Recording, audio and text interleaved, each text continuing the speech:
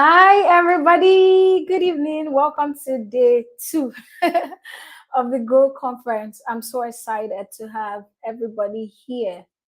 How are we doing? I can see the energy in the room. Some latecomers will come late today now. All right. So we're about to get started. And as usual, before we start, we are ready. Amazing. So before we start, we'll need a class captain. So who is going to volunteer to be our class captain today?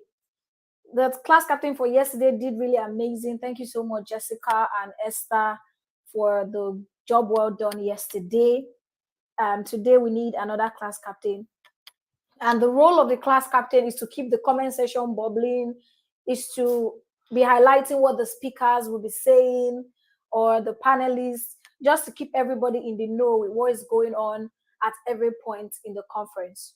That is the okay, Jessica. Okay, Jessica is volunteering again as one of our class captains. You want to be our class captain again today? It's all right. All right, that's the first comment I saw. And then Elvis. So Jessica is going to be our class captain again today, and Elvis will be the assistant class captain. So congratulations to Jessica and Elvis. I will make you guys the moderators now on YouTube. Okay. Jessica is already a moderator here, so let me make Elvis a moderator as well. Okay. So Elvis and Jessica, congratulations. Jessica is our class captain and Elvis is the assistant. Well done, guys. Well done, guys. Amazing. Thank you very much for volunteering. Thank you so much, Peace.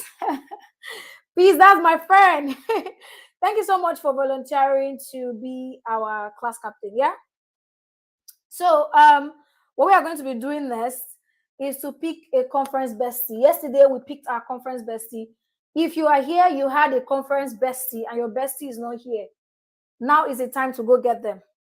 Go and call your conference bestie. That is your assignment. Where is your conference bestie? Go and bring them here. And if you are here, you don't have a conference bestie, this is how to pick a conference bestie. Just look through the chat and call anybody and ask them, do you have a conference bestie? I want to be your bestie. Immediately you do that, the person you call will reply to you with their Instagram handle so that you people can connect outside of the conference. That's how it works. So if you don't have a bestie yet, do that real quick. So in the next 5 minutes, we are going to be picking our conference bestie. So who have a bestie? Who have a bestie? Where's your besties? If we have 15 people here or 30 people here or whatever number of people we have here, and you have a bestie, we should be double. So go and bring your bestie. Yeah, go and bring Esther. Jessica said, I'm going to drag my own back. Yes, go and drag Esther here, please. Thank you. Elvis, do you have a bestie? Peace, do you have a conference bestie? First Call Design and Craft. Intentional Nini, do you have a conference bestie? Content.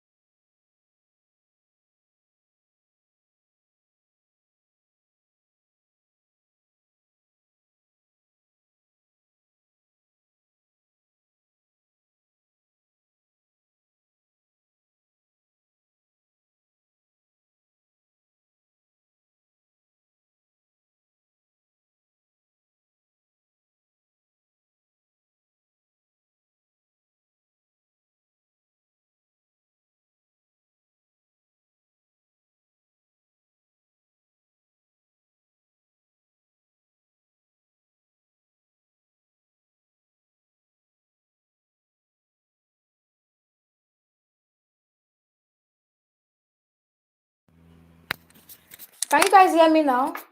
Can you guys hear me now? Can you guys hear me? Sorry about that.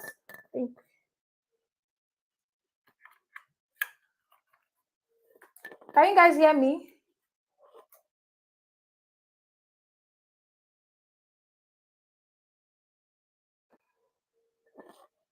Okay, great. I'm so sorry. My mic went off. I didn't even realize.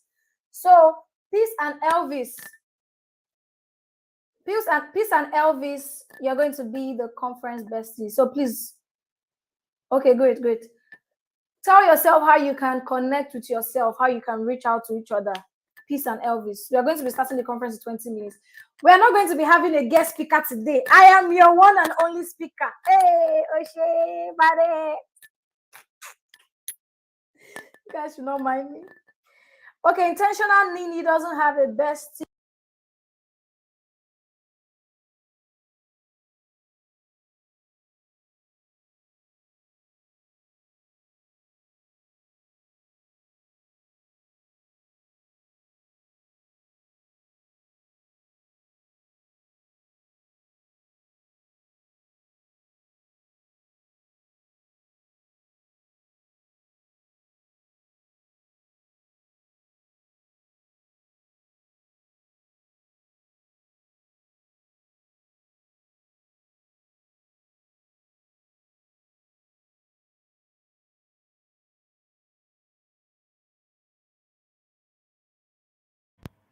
I think I'm just going to work without the mic today. So intentional Nini and intentional Nini, intentional Nini and the first design and craft. First called design and craft. Can you guys hear me? I've taken off the mic.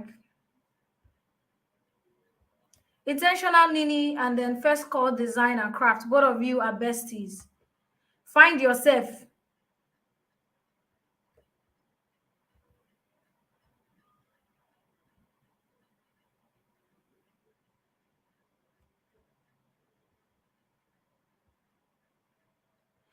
Intentional Nini, first time design and craft.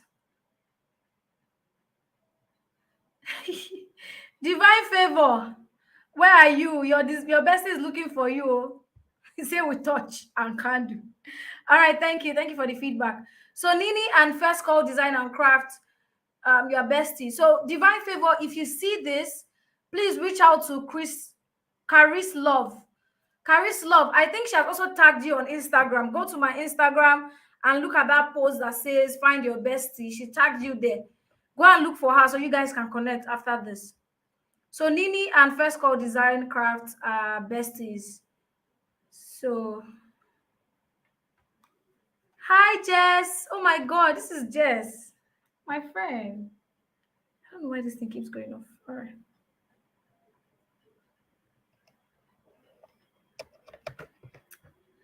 Okay.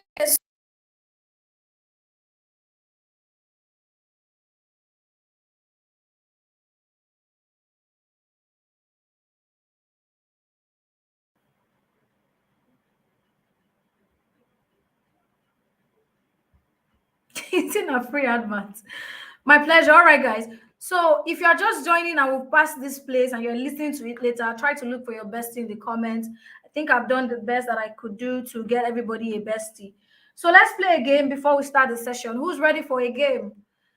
Who is ready for a game? Who is ready for a game? Today's session is going to be hot. Who's ready for a game? Who's ready for a game? Who's ready for a game?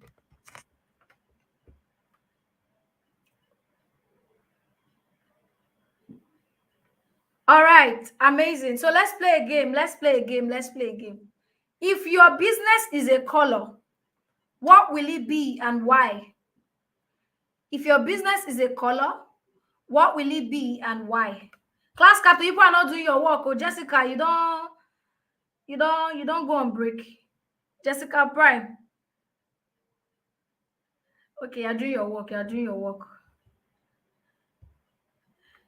If your business is a color, or was a color, or is a color, whatever one, you shall know what I'm saying.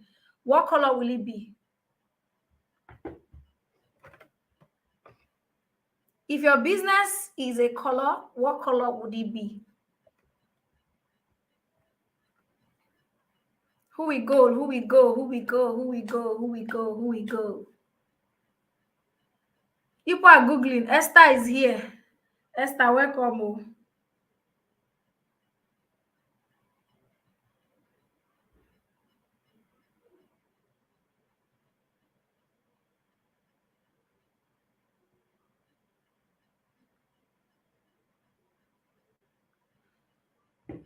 It's a let's play. Okay.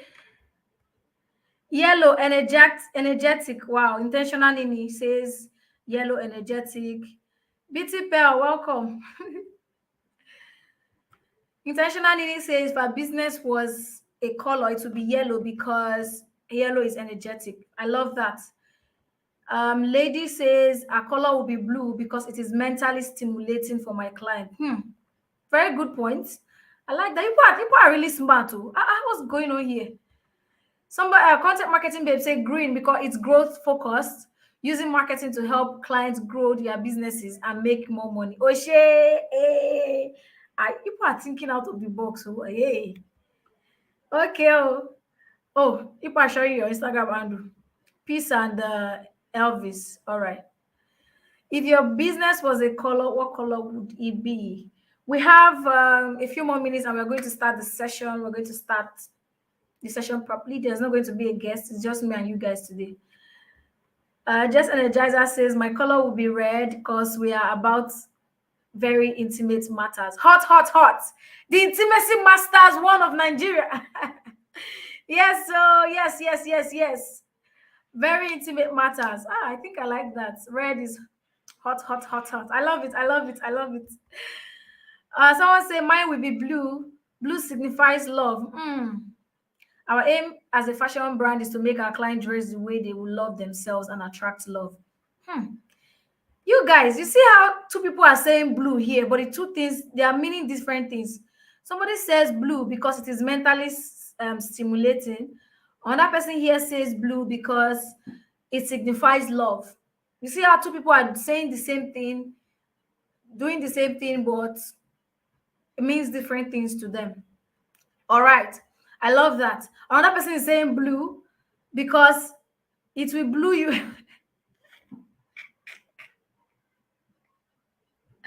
Okay. That I didn't see that coming. Taiwo, I didn't see that. Hands up. He said blue because it will blow you away with my creativity and quality. All right. I know that was just a joke.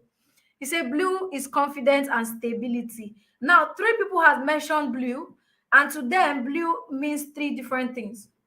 Can you guys see? You guys are going to see this in today's class. Very practical, and you're going to see this live. I love how different people are sharing different things. Three different people have chosen the same color, but they are saying different things entirely. The first person say blue is confidence and stability, and another person here says blue signifies love, and then we have another person here that says blue is mentally stimulating. Yeah. So different opinions, the same thing. I want you guys to start thinking now. Think of blue as a product. Think of blue as a business right now. You can see how different people are doing the same thing, but in different ways. Can you see that? Start thinking about that. Start putting that in your mind right now. Just have that in the back of your mind right now. Different people doing the same thing. So see blue as a water bottle company. See blue as a water bottle company, and see these different people that I've talked about blue as different people running the same type of company. But now their water bottle company provides different things. It means different things to different people because these people are not the same. We are going to get there. Just keep that at somewhere at the back of your mind. All right. My business will be nude color. It's non-selective of clients. I work with small businesses, whether product-based or digital. It provides, or digital, whether product-based or digital providers. It provides value, and it's very classy color for a classy brand. That's nice. That's a nice definition of what nude would be, right? So I really like that. Thank you everybody for sharing. Who else is going to share what blue means to them? Who else is going to share what, if their brand was a color, what color would it be? All right, so we have a few more minutes and we're going to go on into the session. Okay, so finally, somebody said why Jessica Prime says white because it evokes authenticity and transparency to our clients. You know, that's the color I also choose, Jessica Prime. I also chose white, but I just didn't say it. I was just looking. But this was not the angle I was going to come from. But then, yeah, white because it evokes authenticity and transparency to our client. I love that. Really nice. Really, really, really nice. Yes, if you're wondering what we are doing and because you are just joining, this is what we are doing. Let's play a game. If you're a business, if your business was a color, what color would it be? That's the game we're playing right now in case you are just joining. All right. So anybody else? So if there's nobody else, we are going to start the session right now. And the guest that we're going to be having is myself, the convener of this program. And we are going to be talking about how to position your brand, how to build and position a sustainable and solid brand. Here is a rule of thumb that I want you guys to work with while the session will be going on. If you have any question, please write it down. Don't wait, you might forget. If you have any question during the session, write it down so that you can ask me during the time of Q&A. Do not interrupt during the session with any questions because that's going to break the flow. So just follow through the session, let the comment section be bubbling, and just note down your questions. And when it's time for Q&A, you're going to ask. So somebody else just dropped their own, says, Lover says her business will be purple because purple is royalty. Men and women come to the rising. Men and women come to the rising of my business. My gates of my business is open day and night, and kings are my delivery boys. Oshe, Osha, Papa, Oh my God! You say kings are my delivery boys. All right. I didn't see that coming. So the topic is how to build and position a solid and sustainable brand. How to build and position a solid and sustainable brand. Hi, Ojo Taiwo. Well done. Welcome. Watching from our Facebook. Yeah, so we're going to get started right now. The speaker will come up, to come and teach you guys and get the house warming and hot. So it's time to be hot. So let me know in the comments if you are ready. If you are ready, say ready, and I am going to start.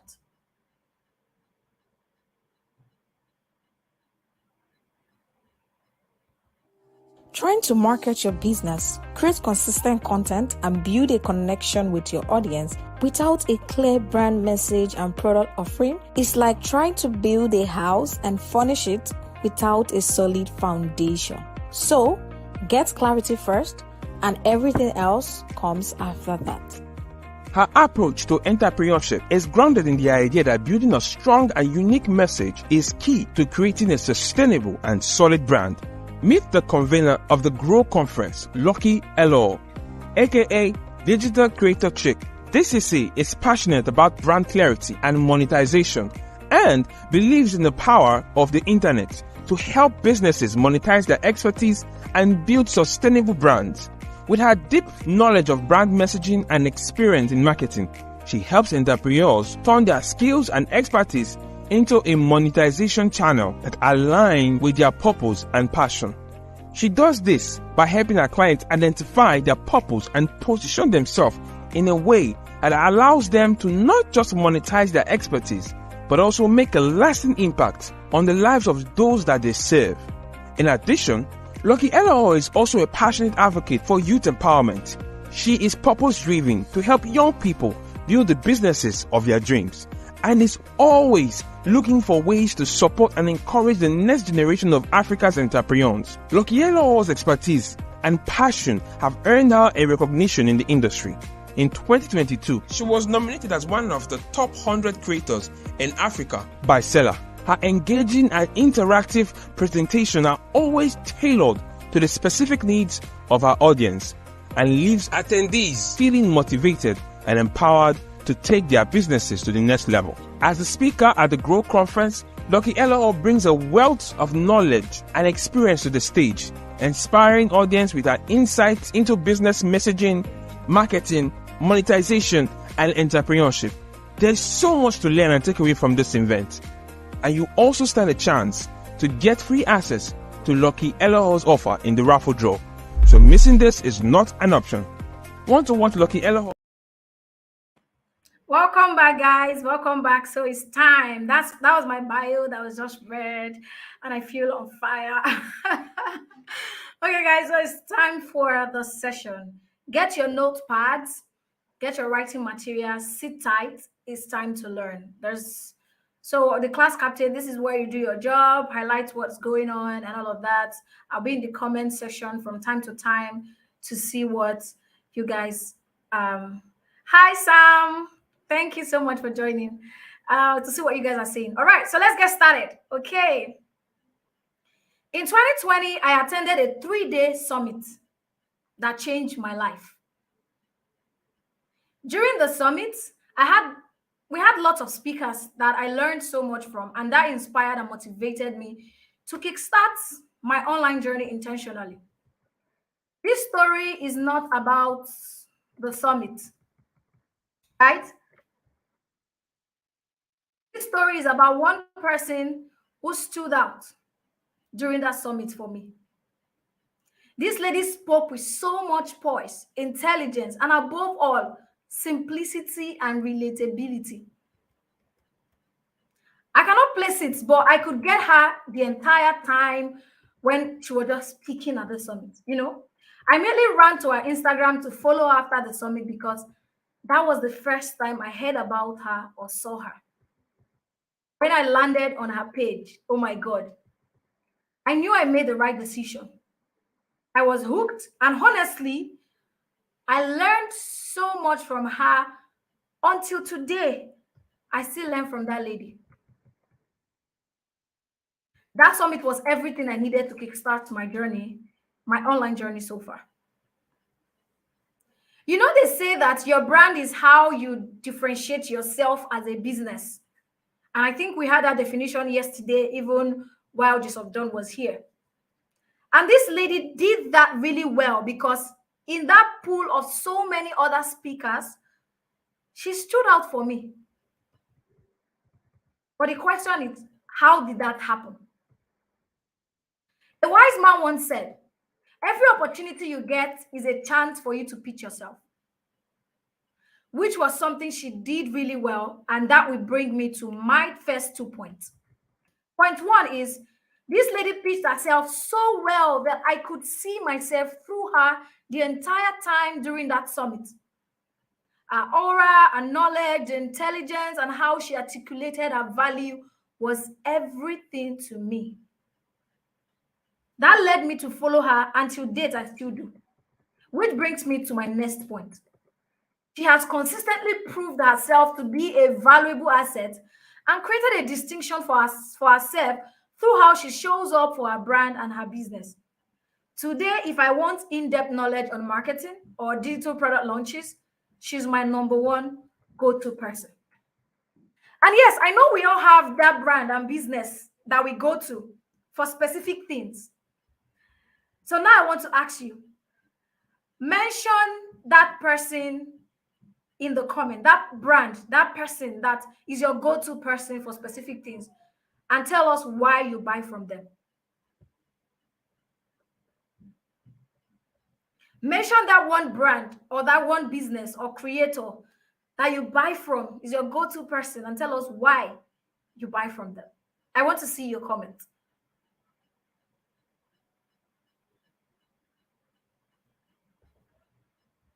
Let's go, guys.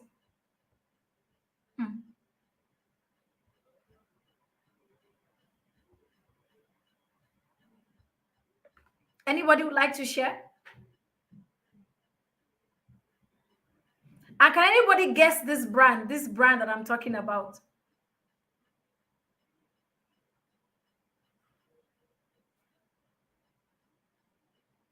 Are you guys sleeping?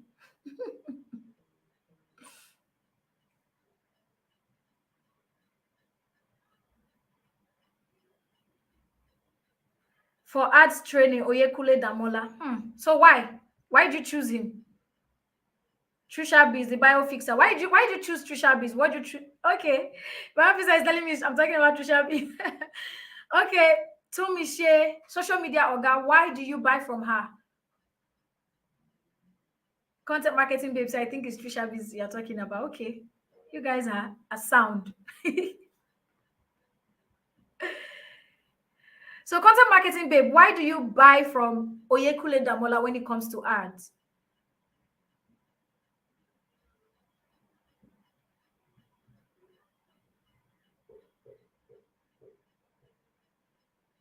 Yes, Trisha Biz is the brand.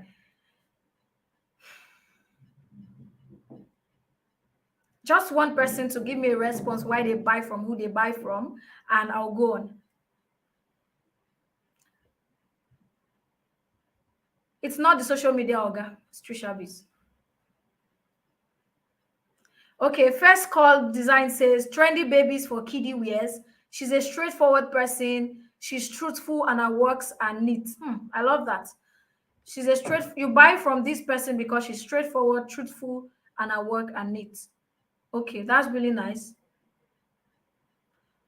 Okay, so content marketing babe say she goes to Oyekule Damola for ads because of how he shows up. He knows his onion and his personality and message is one I can relate with.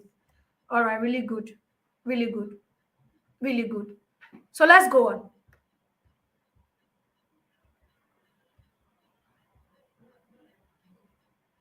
Let's go on. From this story, here are 3 things I want you to pay attention to. The first one is connection. The second one is differentiation. And the third one is consistency. This lady displayed the first 2 the first time I met her. I saw that connection. I saw the differentiation after landing on her page. And then later, I discovered the third one, which is consistency. Now, these are the elements of building a solid and sustainable brand. So if you want to build a solid and sustainable brand, you must have these 3 elements in check: connection, differentiation, and consistency. Now, let's start with element 1, connection.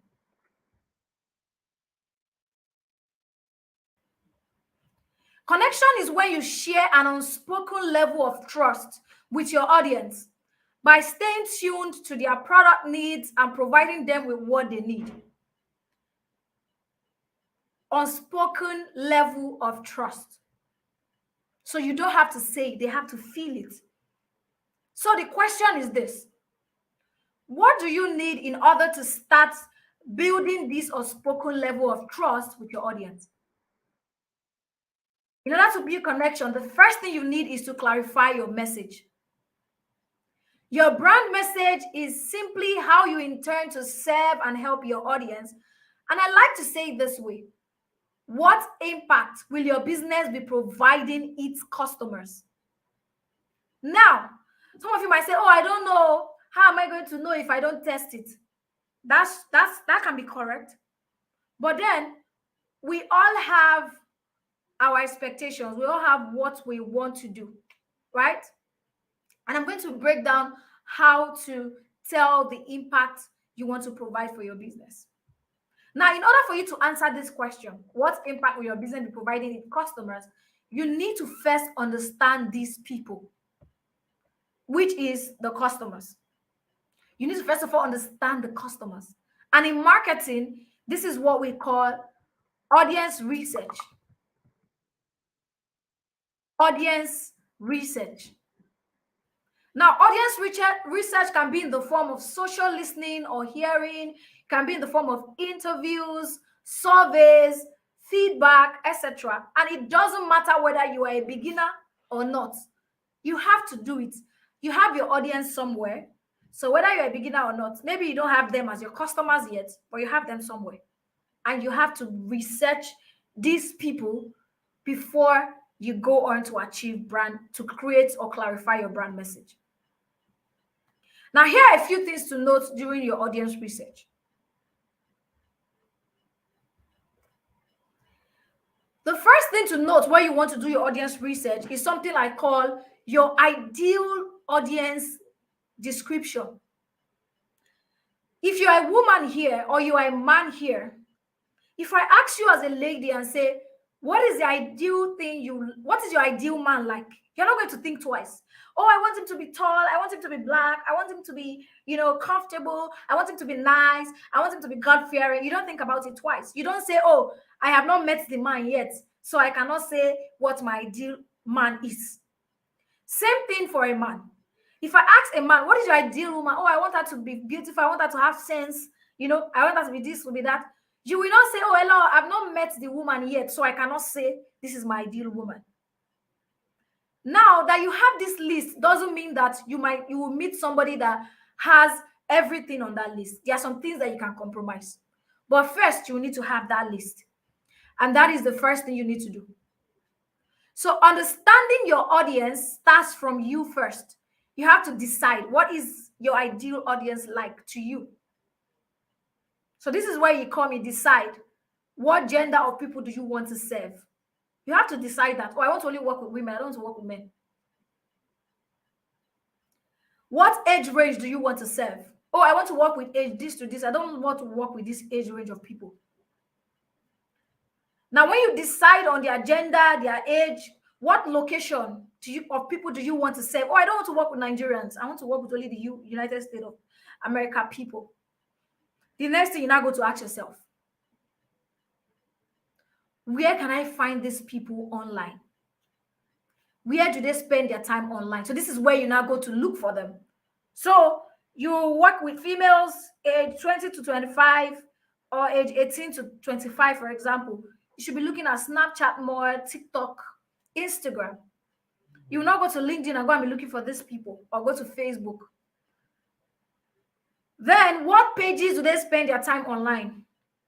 You will not want to be targeting people in the US and be spending majority of your time on pages that are focused only on Nigerian or African clients. You want to go to pages where they have these audiences. If you want to target people in the US, you should be on Shade Room. You should be on, depending on what your brand is about, you should be on, I think Diary of a Nigerian has a mix of people as well. You should be on Russell Brunson, depending on your niche and industry. So these are things you need to consider. Once you are clear on that, then now you have your list. Now is not the time for you to now go out there and look for those people and find out what they are struggling with and what they want. So during research, you need to ask the right questions that will help you understand how your audience want to be served, what they are complaining about, what they desire to have, and what you have observed on your own as the experts. So right now on this call, take a piece of paper or your notepad or whatever thing you're writing on. Rule out 3 columns, column 1, column 2, and column 3. On column 1, title it pains/struggles/complaints. On column 2, title it desires/wants/solution. On column 3, title it observations/expert opinion. Now you have these 3 columns, right? You are now going to find out what these people are struggling with. So under pains, complaints, struggles, you are going to find out what these people are complaining about. So I told you there are different ways. Social hearing and listening is where you use YouTube comments, social media comments under the platforms where they are spending their time. I've told you to identify that first. Under the platform where they are spending time, that's where you see them complaining stuff. A lot of people do it these days. Trisha Bees, even Nigeria brand, different people do it these days where they'll make a post and say, oh, what are you struggling with? So people now do it every other week. So you can go there and see a lot of complaints that people are having, and you can start noting them down in your notepad or on your document that has pain, struggles, and complaints. Then under desires, wants, and solution, the same thing. Look at what they want, the solution that they're looking for. If you already have existing customers, you can take it a step further and do interviews with your customers. Some of you have never asked your customers for feedback. You just wait for them to come and give you feedback. You have never gone to meet them and really asked them that after this thing that we've done together, do you really feel like you got result? If you could get something better, what do you expect? All of these things. Ask them questions, create a survey, get on a call with your customers to understand them. Then the third one is observation and expert opinion. As an expert, you already know the things that would help these people, right?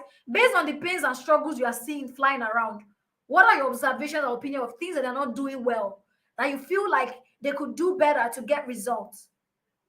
You put them under the observations and opinion. So that's going to be your observation and your opinion. Are we following? Are we following this session right now? If your friends are not here, go and bring them here. Drag them by their hair, drag them by their wigs, and bring them here right now. Are we following? Somebody type in following and I will continue.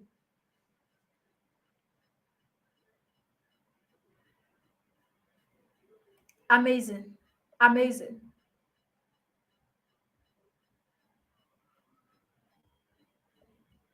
Amazing. Okay, so let's go on. So now you have that, and I will assume that you don't have to do the research now. But let's assume that you've done the research, you have all of this information. So the next thing to do is to clarify your impact. So this one is really important because no matter what you do, or whether you are stuck with multiple skills, say, oh, I'm doing a lot of things and my page is kind of confusing, and you don't know where to focus on, then this exercise will help you do that.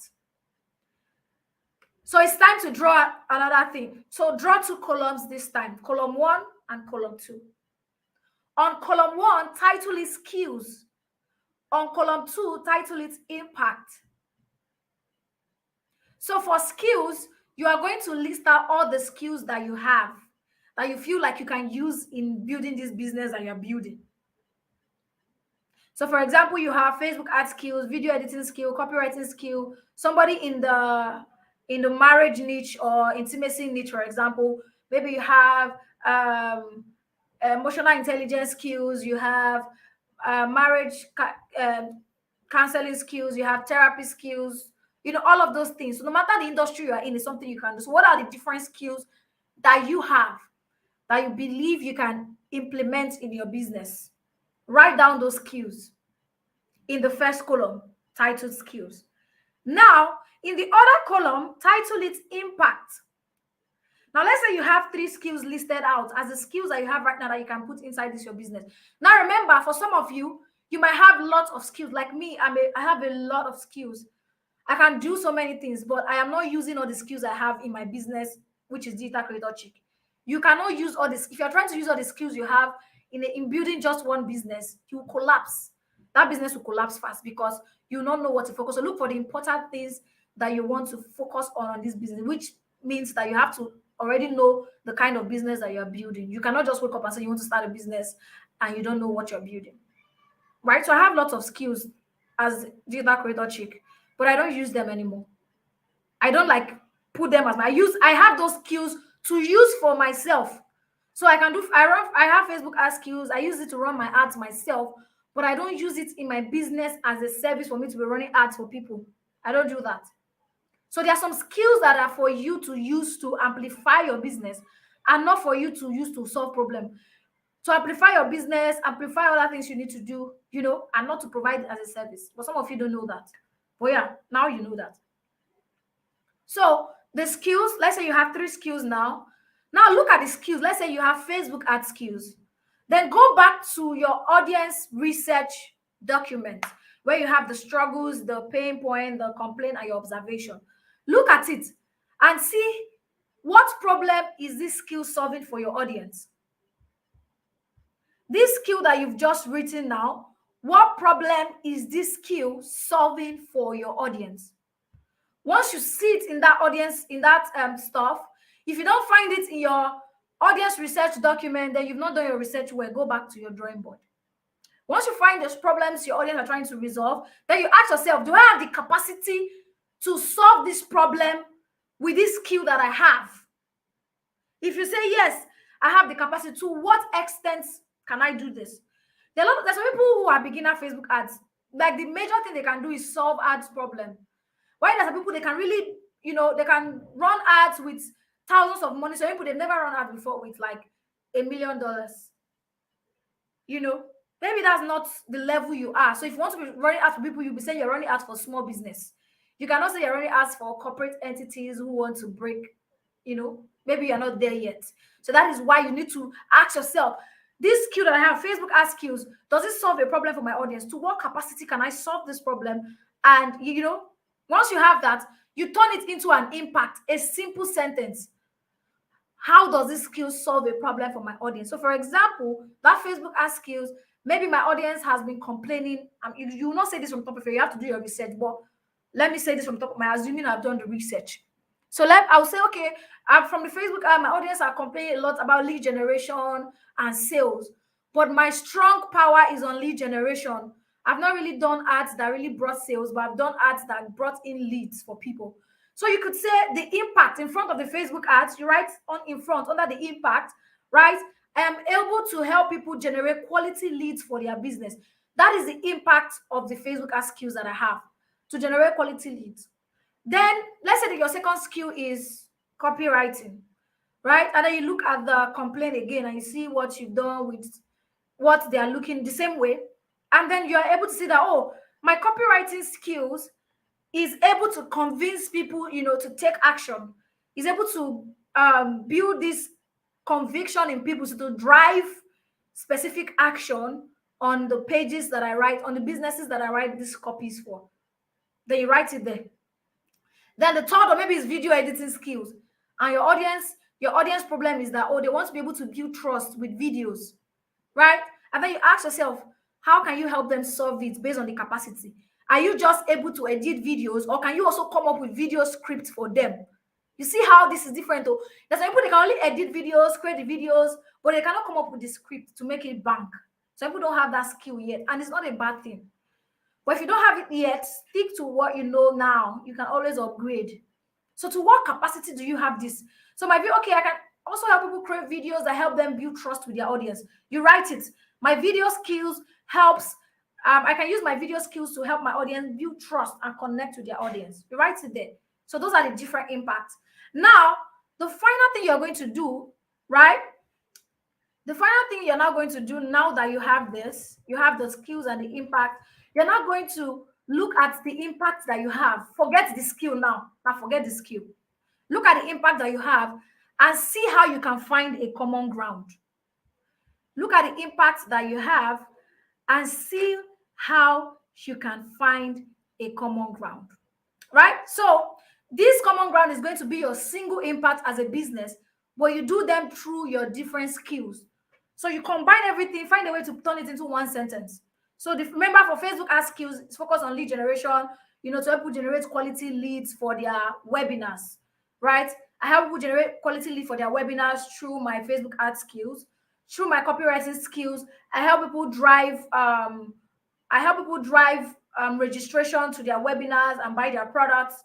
You know, through my video editing skills, I can help you create trust and connection with your audience so that they can believe what you're doing. Now turn that into one impact. I help, you can use the formula.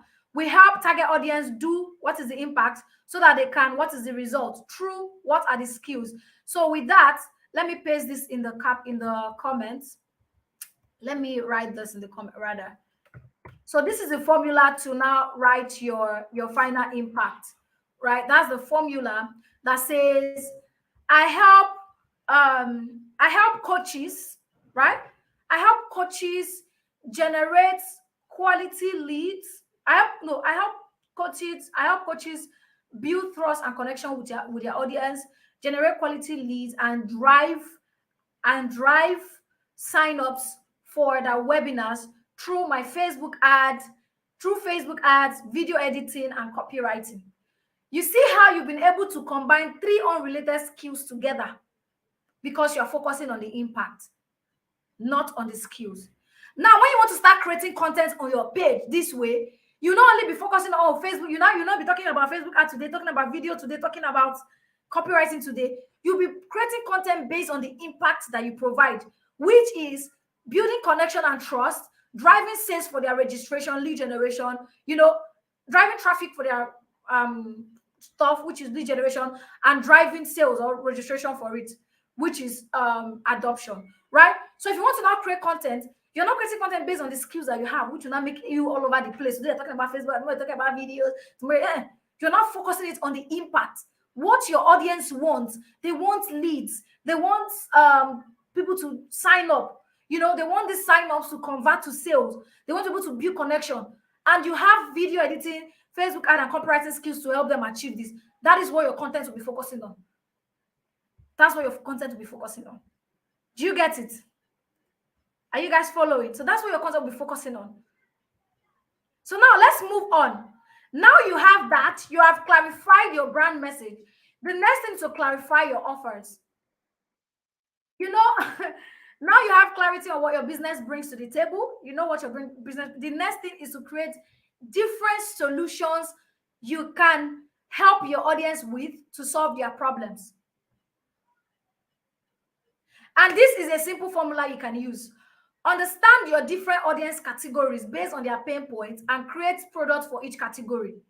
If you are new, you can start by creating one product for each category, and as you grow, you can add more things. What do I mean?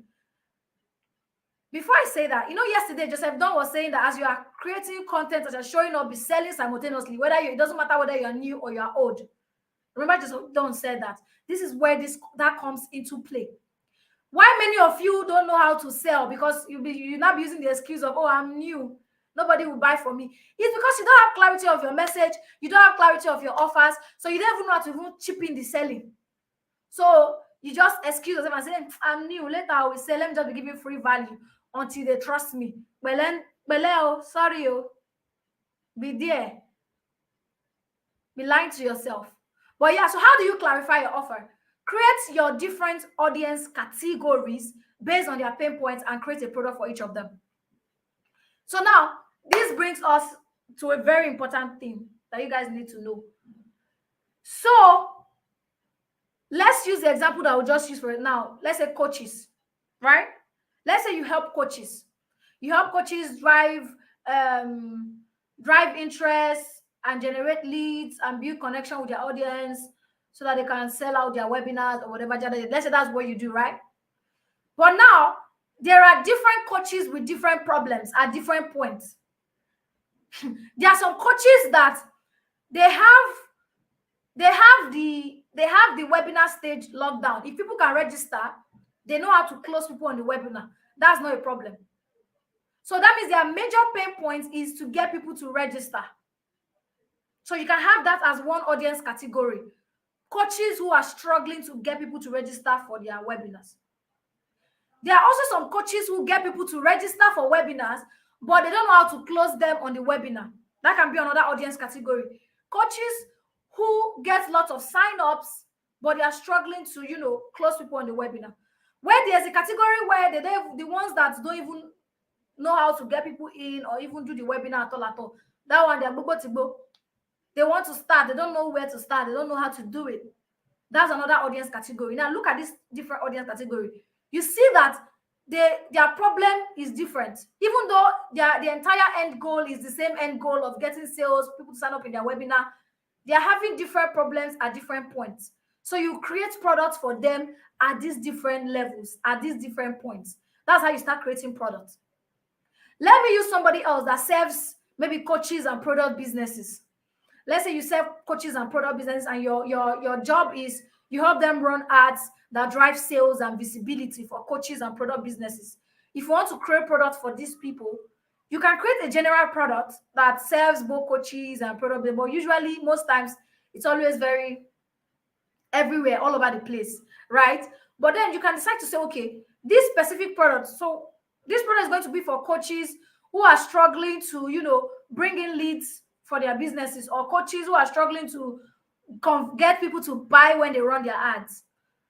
Or you can say this product is for business owners, right? Business owners who don't know how to run ads but want to learn, at different levels. Now, I'll give you an example of myself. I have different audience segments in my own business. So I serve service providers, freelancers. They are all the same category. People who provide services, if you do something digitally, those are the people I serve. I don't serve people who sell physical products at the time, right? But I have different audience segments and different audience category. I have those people who want to create an online course. Their problem is they want to create an online course and be able to monetize their knowledge. That is their category number one. So I have a product for that, which is CLB, Course Launch Blueprint.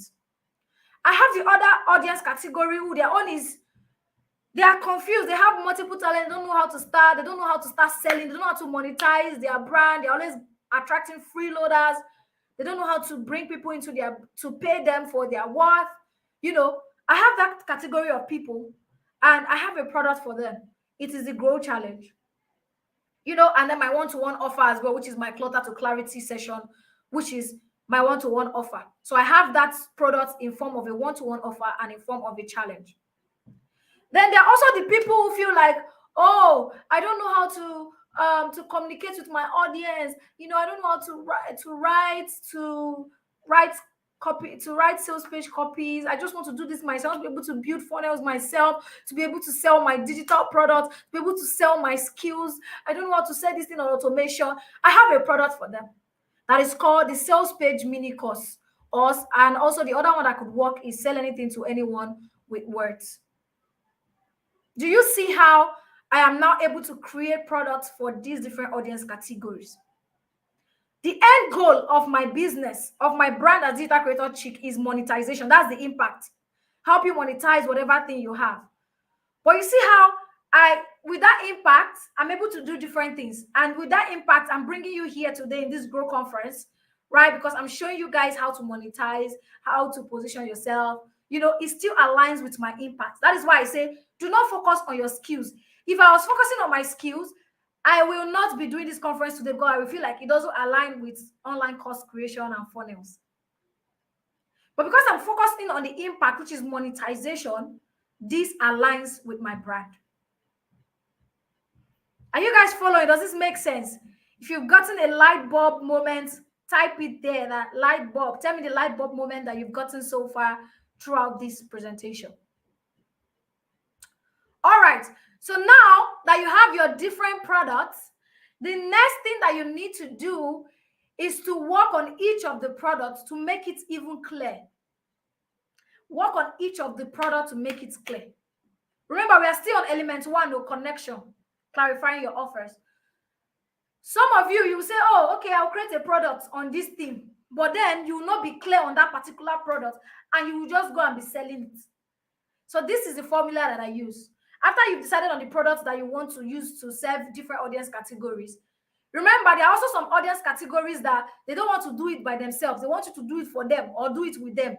That can also be another product. Remember that. So it's not only about doing it for you. There are also those who want to do it by themselves. You create different products for them. That's why I have courses. I have my one-on-one sessions. And I also have my advanced offers that I charge from 500K in Naira upward. And I have the ones that I charge from $1,000 upward. They are different audience, different, but they want the same solution, but different experience level. They want the same solution, but different level of experience, right? So you need to also understand that. So now you have your different products. How are you going to clarify each of the products so that you can sell them? The first thing, you need to give the product a name.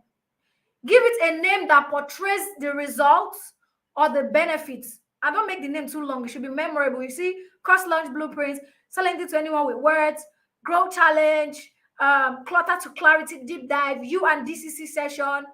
Don't name your products. Don't give it. The name should not be a mouthful. Should not be launched like a Rockstar, Grow Conference. If you've been following me for a while, you know that I name everything that I do. I name everything that I do. Even the time I did a free 20-minute session, I called it Minutes with DCC.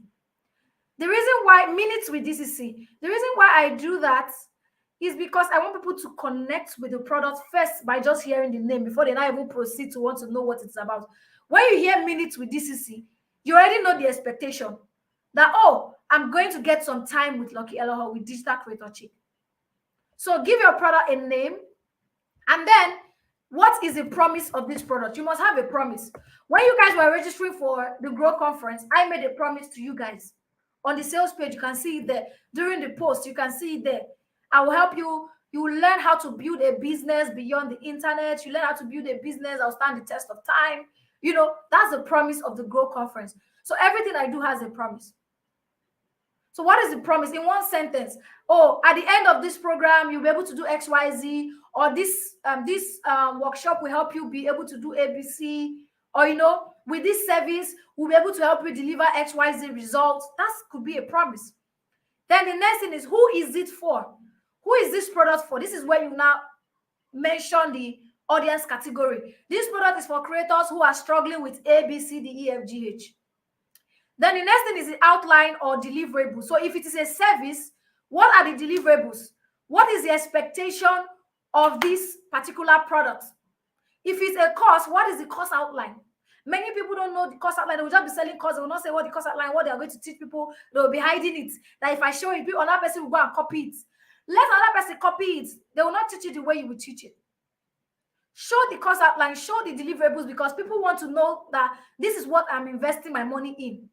I have somebody one time, before I started doing deliverables, showing deliverables, somebody says, is it not just to do this thing? That's why some of you, when people come and price you, they'll tell you, it's not just to post on social media. Because when you are marketing your social media management products, you are not showing your deliverables on it. You're just saying, we'll manage your social media for 30 days. Tell them everything you will do step by step. If you are going to pick a pen during write it down. Social media management for 30 days. We are going to research, we'll do content research for you in that 30 days and create 30 pieces of content for your page. We'll do audience research for you so that you'll be able to understand your audience and know how to sell to them. We'll manage your page for 30 days, and in this management, we'll do this, do that. We'll do engagement. List all of, if it's 1 million things, list them. So that by the time your audience see the deliverable, they'll know that, this thing is what it is, not just to post on social media. Even yourself, you'll be able to charge with your full chest, and you'll be able to charge your worth for the value. For the value. That's why you need to write your deliverables and your course outline out. Now, the next thing is the benefits. I know you've written the value, the outline, deliverables. What is the emotional benefit of this product to your customer? This, when it comes to when they buy this product, how does it affect their life? How does it affect their businesses? Write 1 to 5 benefits. Then the next thing is, why is this product different from everybody else out there? So this is where you focus on your values, your brand impact and personality. All right. We'll talk about values, brand impact and personality under the second element of building a solid and sustainable brand. Right. So why is this thing different from everybody else out there? Because the truth is, you're not the only one who has a product that is solving this problem. So why is your own product different? It is different because it's practical and implementation.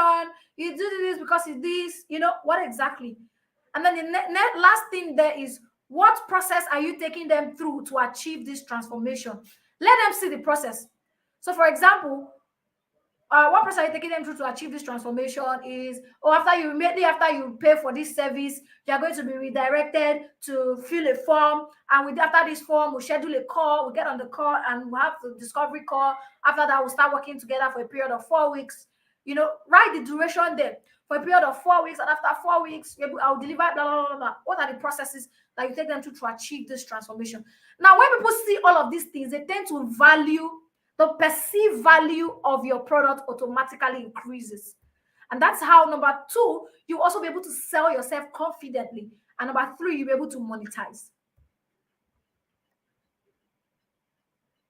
So that is why it is important to not just have the product and offers. You need to be able to use this formula: the product name, the promise, who is it for, outline and deliverables, the benefits, why is it different, and what process are you taking them through to achieve this transformation. If you are following, if you hit home, say it hits home. Say it hits home in the comments. If this hits home. If this hits home, say it hits home.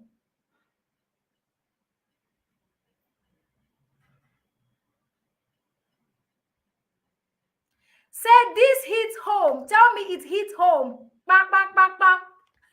I love it. I love that. I love that. I love that. I love that. If your friends are not here, your bestie is not here, go and drag them. Drag their ass here. All right. So the third thing on that connection is stories. Stories are my favorite thing. Oh my God, yeah. Okay. So under here, now you have your product you want to sell. You have your brand message. Everything is intact. The next thing is story. You need to identify stories about yourself or your customers or your surroundings. Some of you think, oh, I don't have customers, I don't have story to tell. You have your own personal story that led to business. You have stories around your story, maybe a movie that you watched or something that happened in your area. How can you tie it that aligns with your brand impact that you can share? That are the things you now align under stories. I'm not going to go deep into this because you're going to be learning about these stories tomorrow from our speaker, Yai, a process toolbox. So do not miss tomorrow. All right. So that is for the first element, connection. Clarify your message, clarify your offer, and identify your stories. Tomorrow, you're going to learn how to identify your stories, either your stories, your customer stories, or stories around your surrounding, right? You're going to learn that tomorrow. So let's move to element 2, differentiation. Are you guys ready for element 2? Who's ready for? I don't feel like stopping this session. Ha!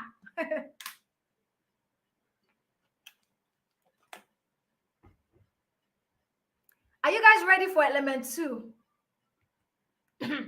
Differentiation. Somebody type differentiation in the comments. Type differentiation in the comments.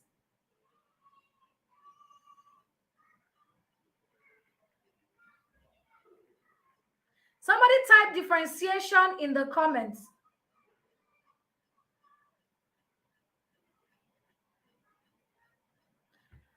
Type differentiation in the comment section. And if you are enjoying this session, go and tag me on Instagram right now. Take a screenshot of this session, go and tag me on Instagram.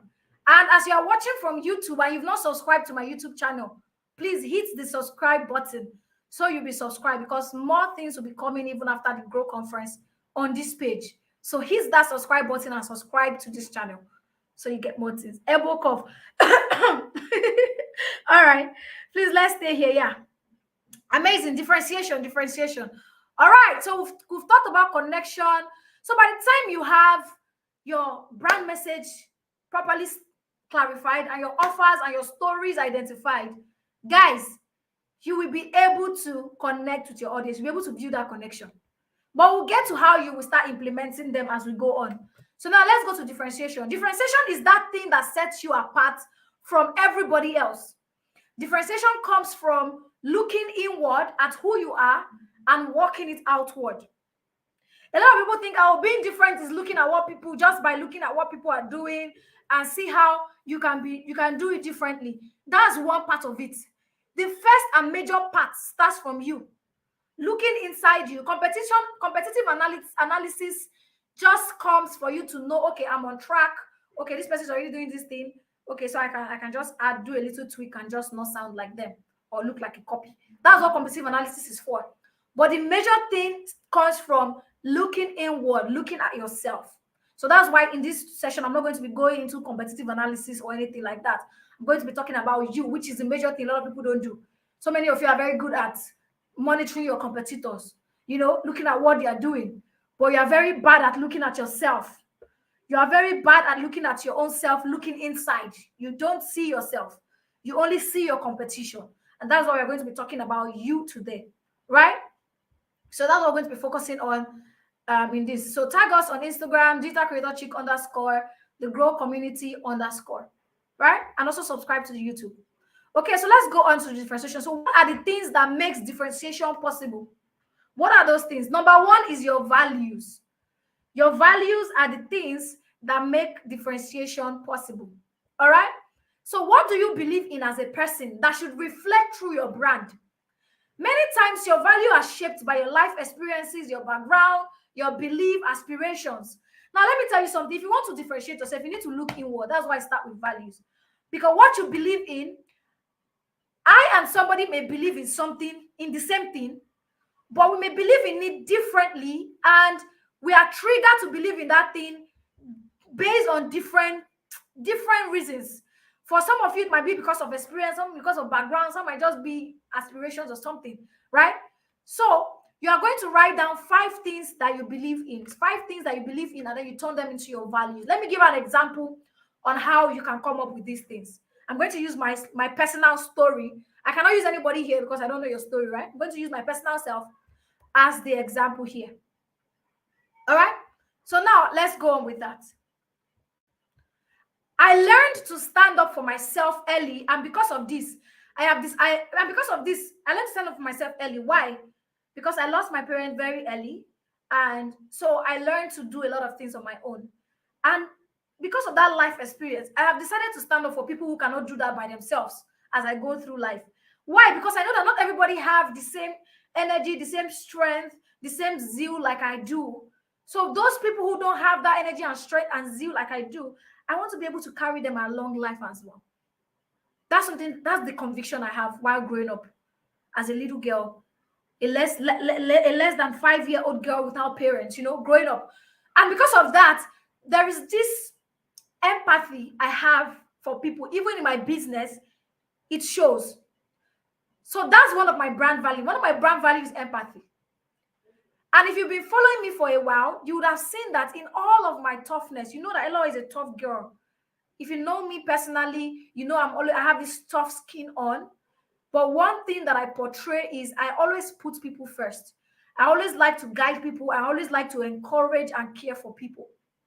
That is empathy. And because of this experience, because of this, empathy is one of my brand values. And if you look through my content, through how I portray myself online in my business, you will see that form of empathy there. You see that, Elohor cares about people. Now, this will bring me to my second story, because my be like, Elohor used to give basketballs. Yes, I do. I give basketballs.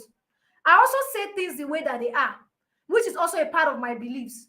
I believe that you don't need to sugarcoat things just because you want to make people happy, right? So in as much as I want to get you, I won't sugarcoat things. And because of this thing, my brand value is also transparency, and you can say for short, authenticity and honesty. I'll tell you how it is. I won't try to sugarcoat anything and tell you, oh, this thing is fine when it's not fine. If it's ugly, I'll tell you guys, this thing where you carry, so this thing is not fine, it's ugly. My friends could attest to that, and people who have been following me for a while could also attest to that. I used to give people basketballs. After I give you basketballs, I'll draw you back with love because of that empathy that I have. Even with the way I interact with people day to day, even when I want to buy things from people, when they disappoint me, I should try to put myself in their shoe because of the empathy that I have. So transparency is another of my brand values. So another of my brand values is simplicity and ease. Why? I have also had to learn a lot of things on my own. I learned a lot of things on my own growing up as a child. I decided a lot of path on my own, and somehow I realized I could learn things really fast. So my brand value is simplicity, and I exemplify this through my content, through my teaching. Even as you're in this class right now, you can see how simplified this class is. You can see how simplified and easy to digest this class is. I try to put myself in your shoe, empathy, to see how best I can understand this class. When I'm creating my classes, I'm creating my content, I tell myself that, what if I am a novice? What if I'm a dummy? Of course, I don't have dummy people here, but what if I am this person? How can I understand this thing really well? So I do that, and I create my things in a very simplified way. I use less grammar, even though some people claim that I speak a lot of English, but I still try to bring it down so everybody will understand me. But yeah, so that's also my brand value. So you see how your differentiation comes from who you are looking within. Now, somebody else can come and say, oh, their brand value is simplicity. But the reason why it is simplicity may be different for them as it is different for me. So your exercise, the third or fourth exercise, I don't even know if it's the fourth exercise I'm giving you guys. The fourth exercise you're going to do is to come up with 5 brand values. Look at yourself. Think about who you are. Think about the experiences, your beliefs, your background, your aspirations, and come up with 5 brand values. 5 things that you believe in that can be a building block for your brand. If you even look at big brands, Netflix, if you look at Facebook, big brands, these brands, even if they are not being run per se 100% by their founders. They are being guided by the values of these founders. Notice when Twitter changed hands. That is why when you see that if companies change hands, if they change leaders, a lot of things change in the company, from how they treat their employees to how they treat their customers changes. Notice when Twitter changed hands from Jack to Elon Musk, a lot of things changed because the new person that comes in, his values must show through. He must reflect through that business. There's no two ways about it. So if you're seeing Netflix today, you like how the brand is, how they portray themselves, there's an element of the values of the founder of that brand in that business, in that brand. So differentiation is about you. Differentiation, if you want to differentiate yourself and stand out and not be like anybody else, it comes from you. Now, the next thing is your personality. Some of you are funny, you are goofy, some of you are, in nature, you are just caring. You have this carefree nature. Just name it. So personality, to be able to find your personality, you may want to study the 12 archetypes. So after this session, go and Google the 12 archetypes. I'm not going to be going into that because we don't have that time. All right, my session will soon be up. I'm also trying to keep the time, right? So you go to Google and Google the 12 archetypes and read about them. I'll just give you an overview of what it is. So these archetypes are business personalities every business portrays. We have different 12 types of archetypes. And if you look at, let me use Netflix as another example. Netflix, they position themselves as jesters. What does a jester mean? Jester is a brand that believes in humor. Right? They like to use humor to portray their message. If you follow Netflix on Twitter, you will know that they do this a lot. If you comment on Twitter, for example, and maybe tag Netflix, say, Netflix, why is my Netflix not opening and my subscription is not expired? The first thing that Netflix will tell you will be, is like your village people are following you. That's why your subscription, your Netflix is not opening up, even though your subscription has not expired. Now, after that, maybe they will now proceed to solve your problem. But if you go to brands, if you tag brands like UBA, other brands, they will tell you, thank you for contacting UBA. We are so sorry you're experiencing this. Please send us a DM. UBA cannot tell you that your village people is following you. That's why you're not seeing your money in your account. Are they mad? Now, your personality can also be determined by the kind of brand you want to build and the industry that you are in. Netflix can easily choose humor because they are in the entertainment industry. UBA Bank cannot choose humor because you are really be telling me my village people when I'm talking about money. Are you mad? Talking about my hard earned money, you're telling me it's my village people that are moving from my bank. So yeah, we're ready. You also need to now think about your industry, think about the kind of brand that you want to build, right? And also think about your values.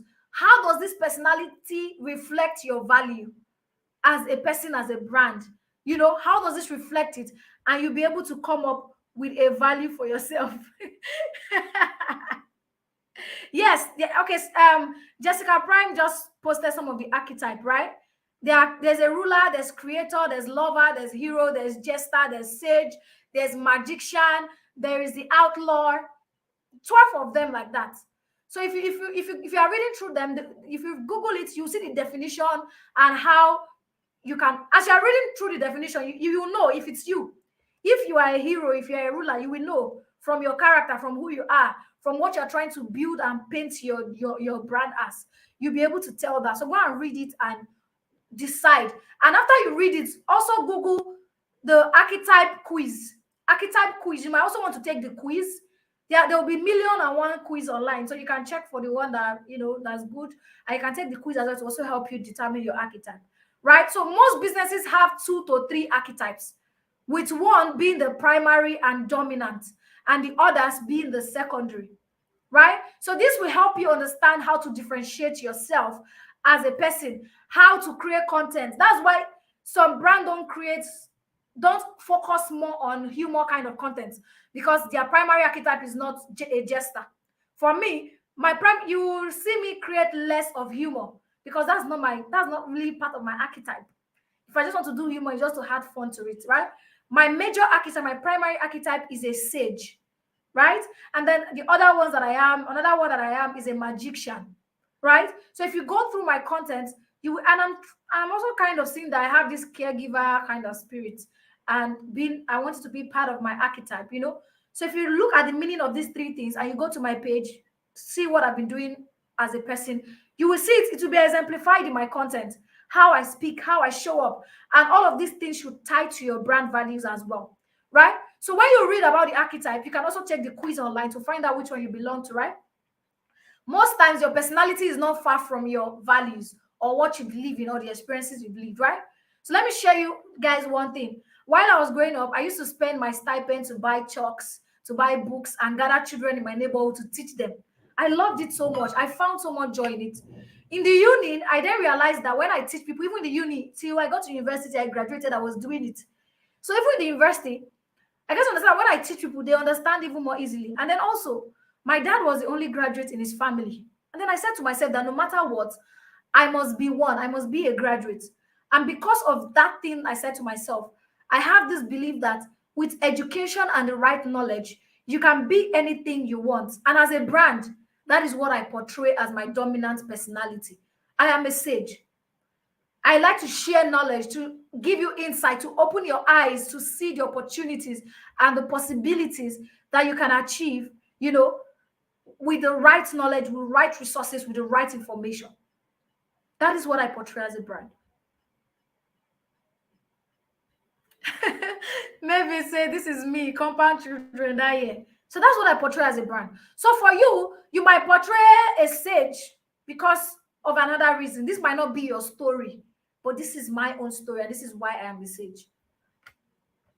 Is that clear? Is that clear? Can we move on? Can we move on? Can we move on? Can we move on? Can we move on? We're almost done. We should be done in the next 5 minutes. Can we move on, guys? All right. So you see how you're able to differentiate yourself from everybody else. There is no way there can be a copy of this. Like. So discover your primary and secondary personality for your brand. And with that, the third thing under differentiation is stories. Remember I mentioned story under connection. Now I'm mentioning it again under differentiation. That is to tell you that stories are a two-edged sword. Stories are a two-edged sword. You need story to build trust and connect with your audience, other connection. You also need that story to differentiate yourself. Because now, for example, if I tell my story, it cannot be the same way. You cannot be the same story as you. There's no way. Especially not to do, they do. Or especially you just want to copy me back to back.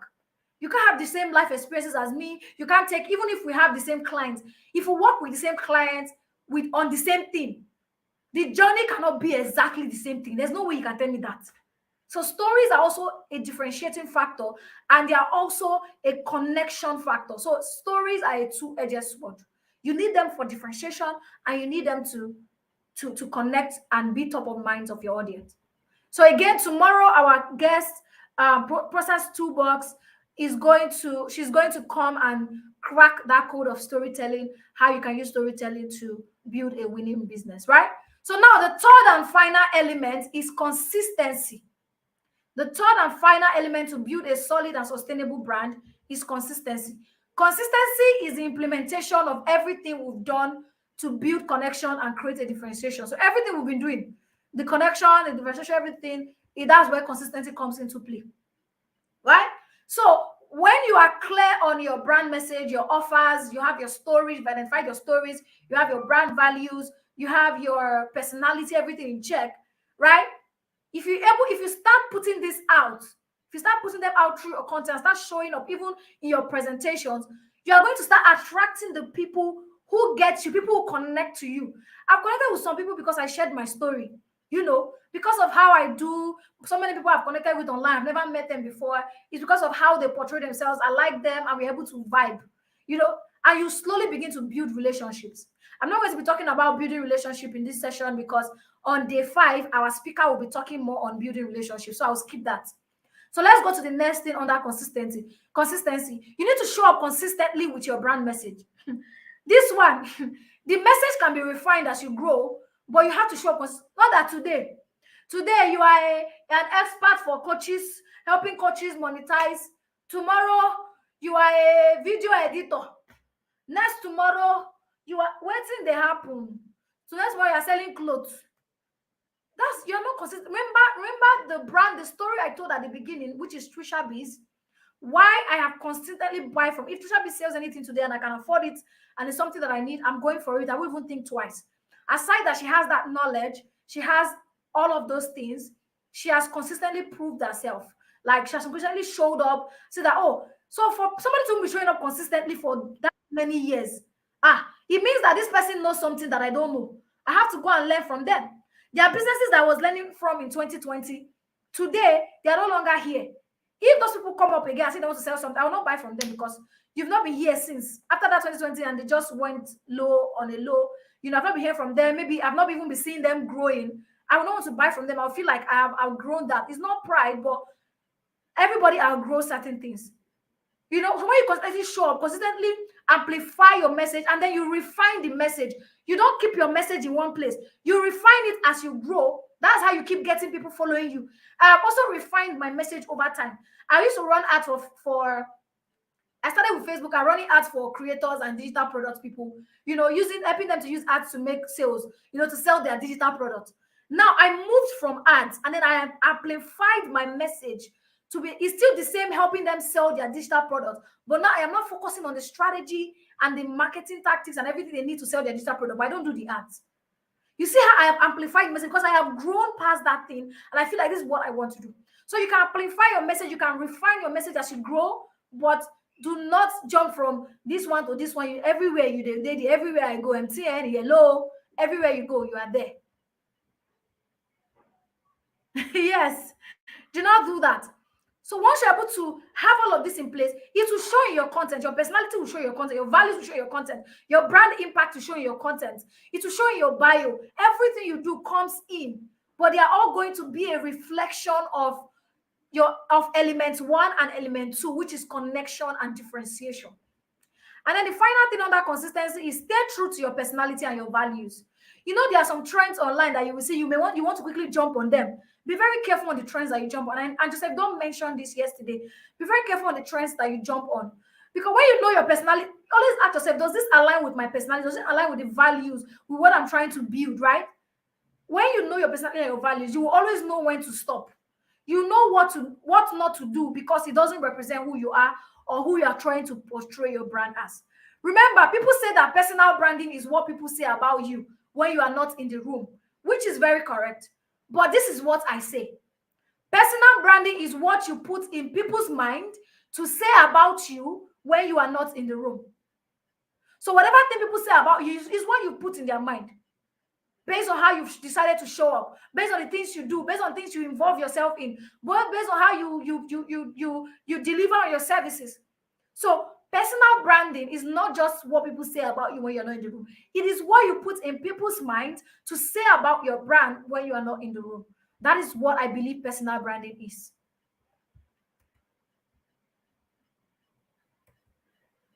All right. And that is the essence of building a solid and sustainable brand. Getting people to say and perceive your brand how it should be perceived, and not having them think the opposite of what you are building.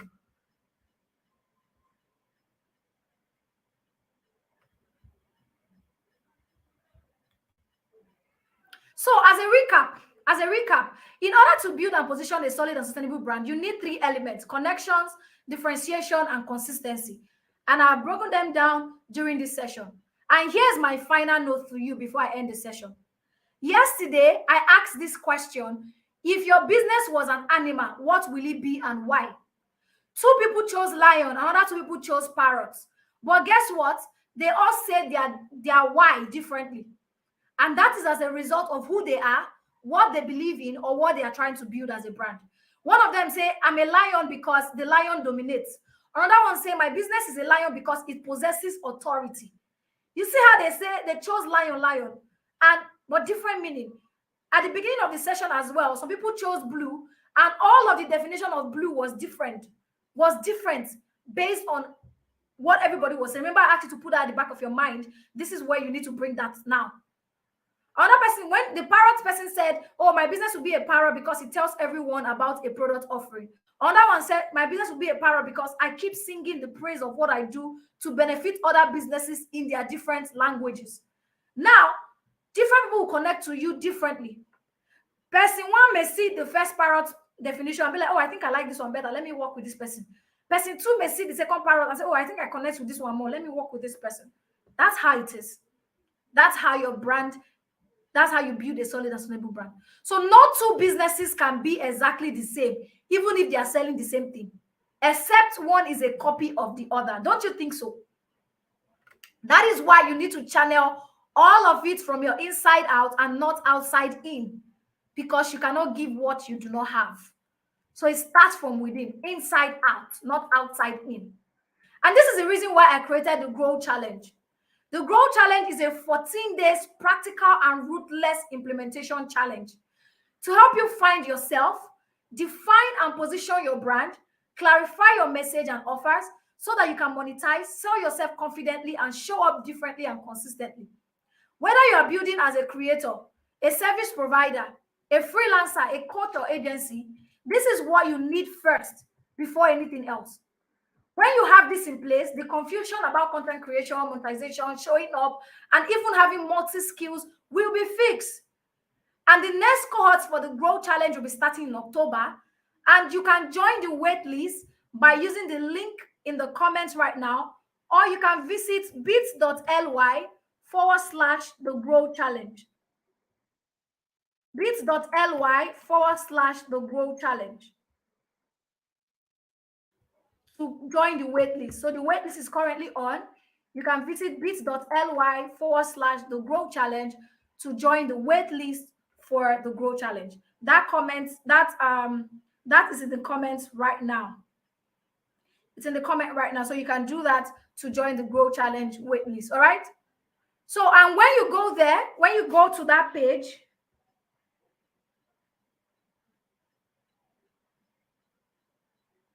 when you go to that page, bit.ly/the Challenge, you are going to see a breakdown of everything you will get once you land there. Fill out the form and you will hear from me on how to proceed with payment. Plus, when you fill the form, you get a discount when the registration opens. I must also say that this session is just a peep into what we'll be doing for those 14 days. So if you've learned a lot from this session, if you've gained so much from today's session, imagine what those 14 days would look like. Just imagine what the 14 days challenge will look like. We are going to be going deep dive into it. I'm going to do the implementation with you, the practical sessions. I am going to implement everything together for that 14 days. I'll make sure that you have it. I'll review your work. All of those things are things I'm going to be doing for you in the 14 days G.R.O.W Challenge.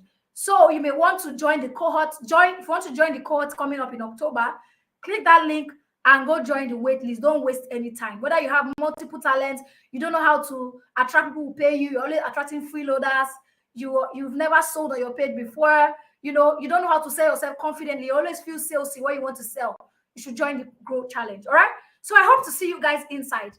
Okay, so with that, we've come to the end of the presentation, and now it's time for questions. Someone said, my student wrote test today. My student wrote test today, and 2 students copied each other. And I told them no 2 persons think alike.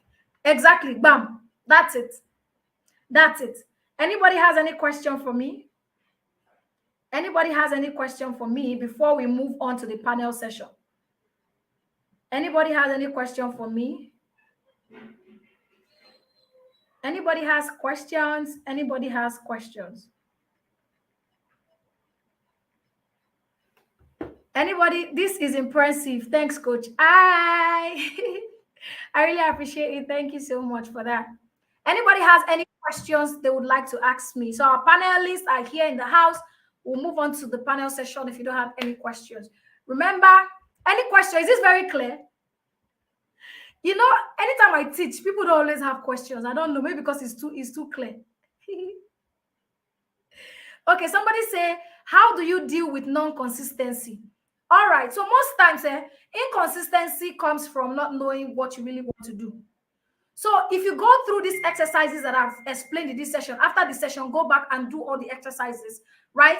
if you have clarity on what you really want to do, showing up consistently will not be a problem, right? But if you have the clarity on what you want to do and you're still not showing up, it could mean that you need to find other ways, like maybe planning and scheduling your things, or maybe also delegating some of these things to people who can help you implement them, maybe because you don't have time. These are other things that you can use to deal with inconsistency. Dealing with inconsistency takes discipline. There is no two ways about it. You have to decide that you have to be consistent. How do I sell myself confidently as an author?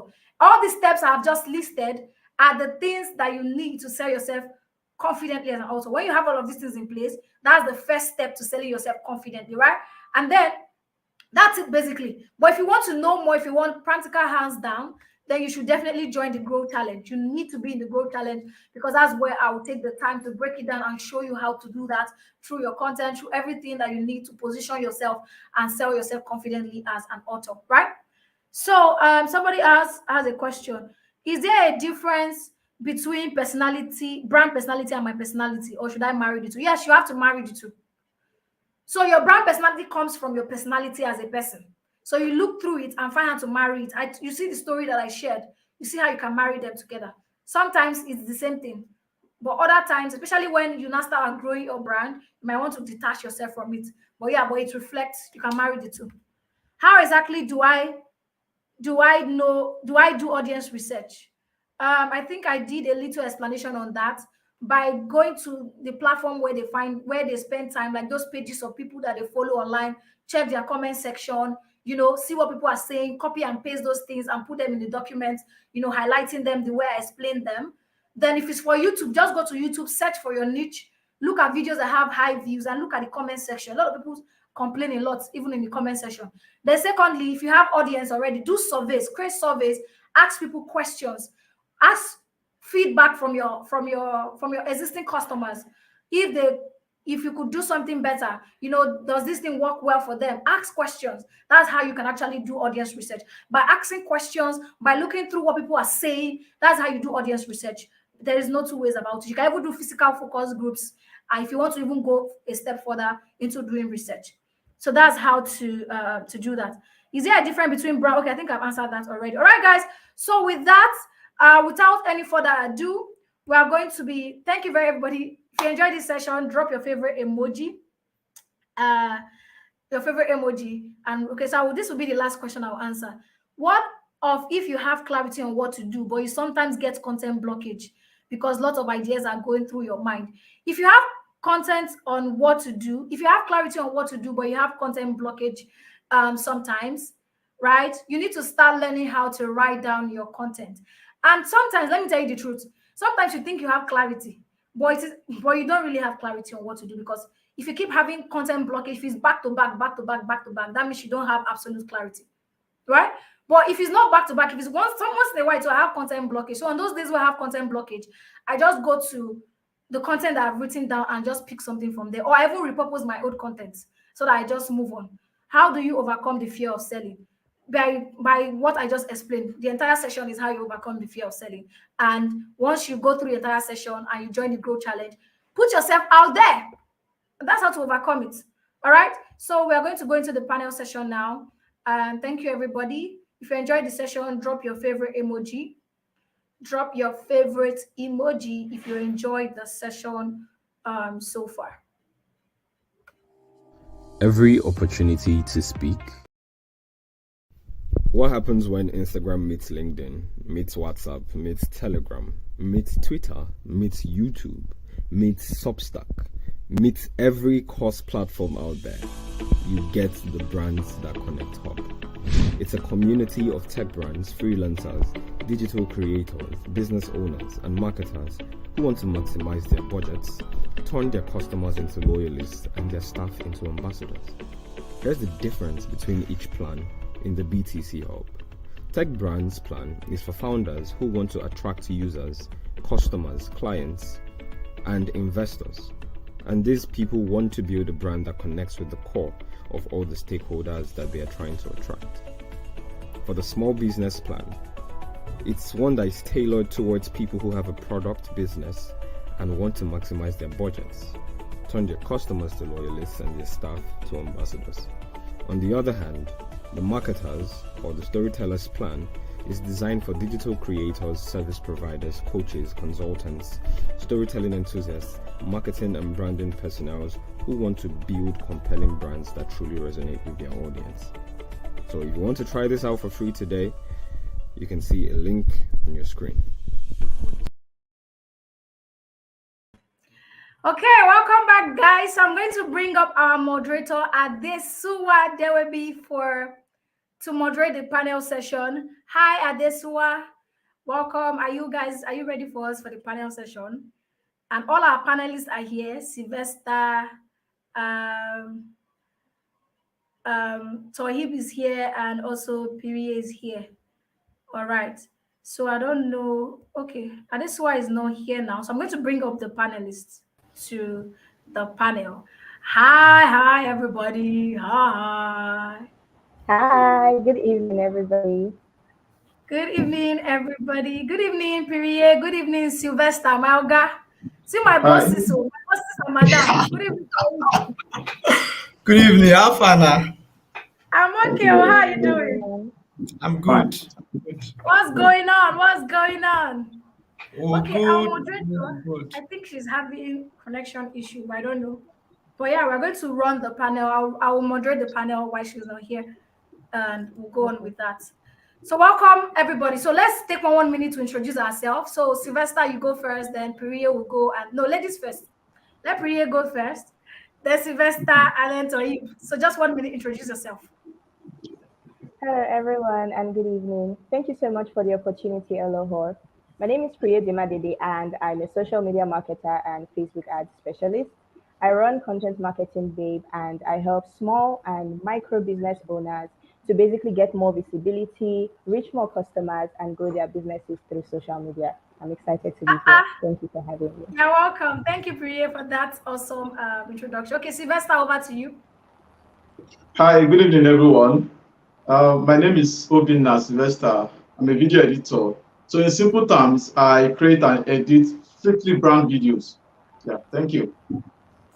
That was very short and direct. Thank you. So Toheeb, over to you. All right. Good evening, everyone. Good evening, Elohor. Good evening to my co-panelists. And good evening to those that will probably be watching the replay of this. My name is Toheeb Yusuf, and I'm a media buyer. And basically, what I do is I help business owners scale and grow their businesses using paid advertisement. Basically, if you're a digital course creator or you own a service business, I can help you grow and scale your business with paid advertisement. Amazing, amazing. So our moderator is here. Adesua, welcome. Please introduce yourself, and then from there you take over the panel session. Thank you. Thank you very much, Elo. Thank you for taking over. I had two issues with network, but I'm back. Hello, guys. My name is Adesua. I'm a moderator for this panel session. I trust we had an amazing time. I was backstage listening to Elo. It was powerful. So nice to meet everybody. Sylvester. I didn't get your name. Sorry. Toheeb. Toheeb, yes, Toheeb and Piriye. Yes, hello Piriye. So today's topic is Hi Piriye. Today's topic is thriving in the digital marketing landscape, overcoming challenges and specializing for success. So we have three esteemed speakers. I'm sure everybody has met them and they've seen, they've heard them and they've heard their names. So every single person today brings a unique perspective and expertise in their various marketing fields. So let's dive into our discussion with Sylvester first. Are you ready, Sylvester? Yeah, let's go. Okay. So Sylvester, as a video creator and editor, could you shed some light on the hardest part of the job? All right. Okay, you mean the hardest part of the job, right? Hello, can you hear me? Is she having a network issue? Yes, that's what she means. I think she Can I go on? Yes, please go on. The hardest part of being a video editor. Okay, video editing to me, even I'll be sincere, just like the letter I received, video editing is hard, right? What I've experienced, the difficult part I've experienced as a video editor is the stress going through editing clients' videos, right? Because I use high-end software, right? I don't use basic software like smartphones. So I use Adobe Premiere Pro, After Effects. So editing with those softwares can be time-consuming, right? It takes time to combine stuff. It takes time to animate uh, text, animate footage to bring out a creative result for our client. That is one difficult part of being a video editor. Another part is also pricing, right? I believe nowadays some clients don't actually place value on videos, right? So they believe that, oh, since you can join clips with your smartphone, since you can use basic software, right? It appears simple in their eyes, so they believe any form of video they bring to you to edit for them should be simpler, and then you should charge less, right? So once we mention price for them, once we call the price for them for a particular uh, uh, video, they tend to be defensive. They tend to argue on the price. So those are the two major difficulties I've experienced as a video editor: the editing aspect, using the softwares, right, and also the pricing aspect. Yeah. All right, thank you very much. You've partially answered the second question I was supposed to ask, but we'll come back to that, right? So let's go over to Piriye. So I'll leave that to the moderator, Adesua, to continue with Piriye. She's network issue again. Okay, so let me just continue. Okay. Hi, I'm back. Hello, Piriye. Thank you, Sylvester, Welcome for your back. answer. Hi, Piriye. Okay, so thank you, Sylvester. Thank you very much for sharing that. Piriye, I have a question for you. As a social media marketer and a Facebook ads expert, how do you navigate the saturation in your market? And do you even believe there is something like oversaturation? Do you think it's a thing? If you believe so, how do you overcome the challenge?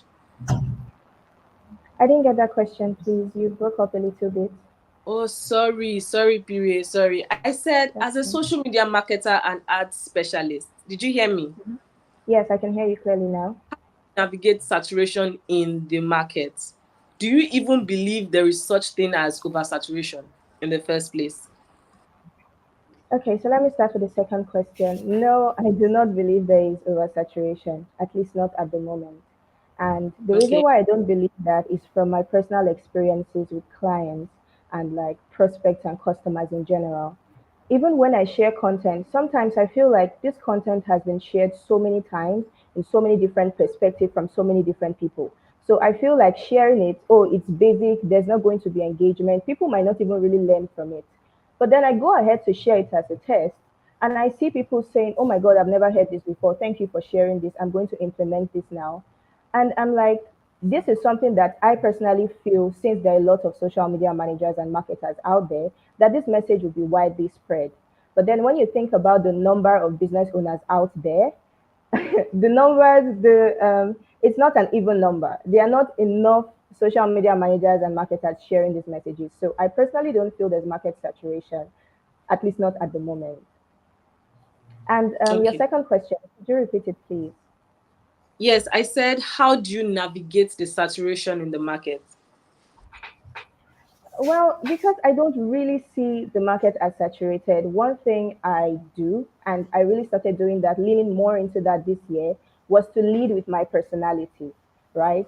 So before I was just the Facebook ad specialist, the content strategist, and social media marketer. But this year I started sharing more of my, should I say, crackhead behavior. And that has really attracted a specific kind of people, a specific kind of customers and clients who relate more with my personality. So that they're not just getting my message, they're also connecting with my personality. And that's one of the ways I stand out. So when Elohor was talking about differentiation through your values and personality, it really connected with me as well.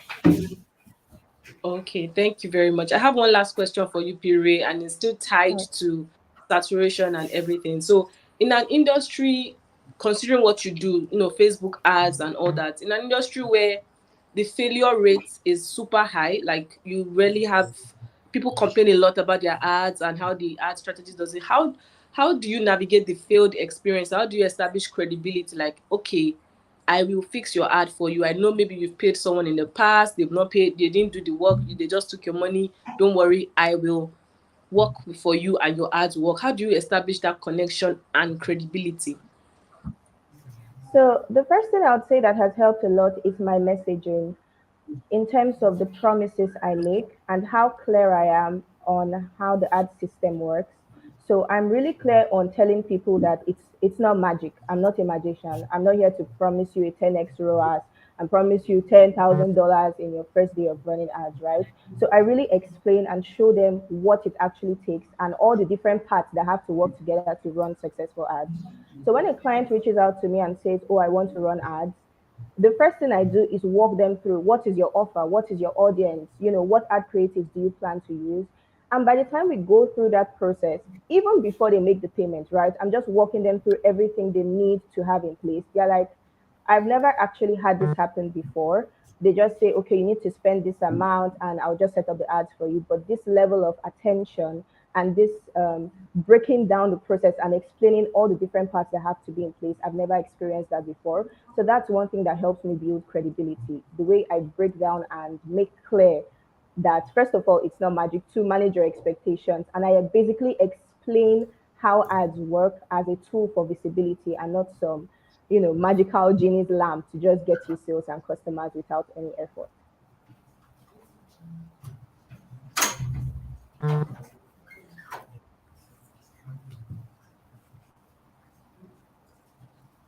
Can you hear me?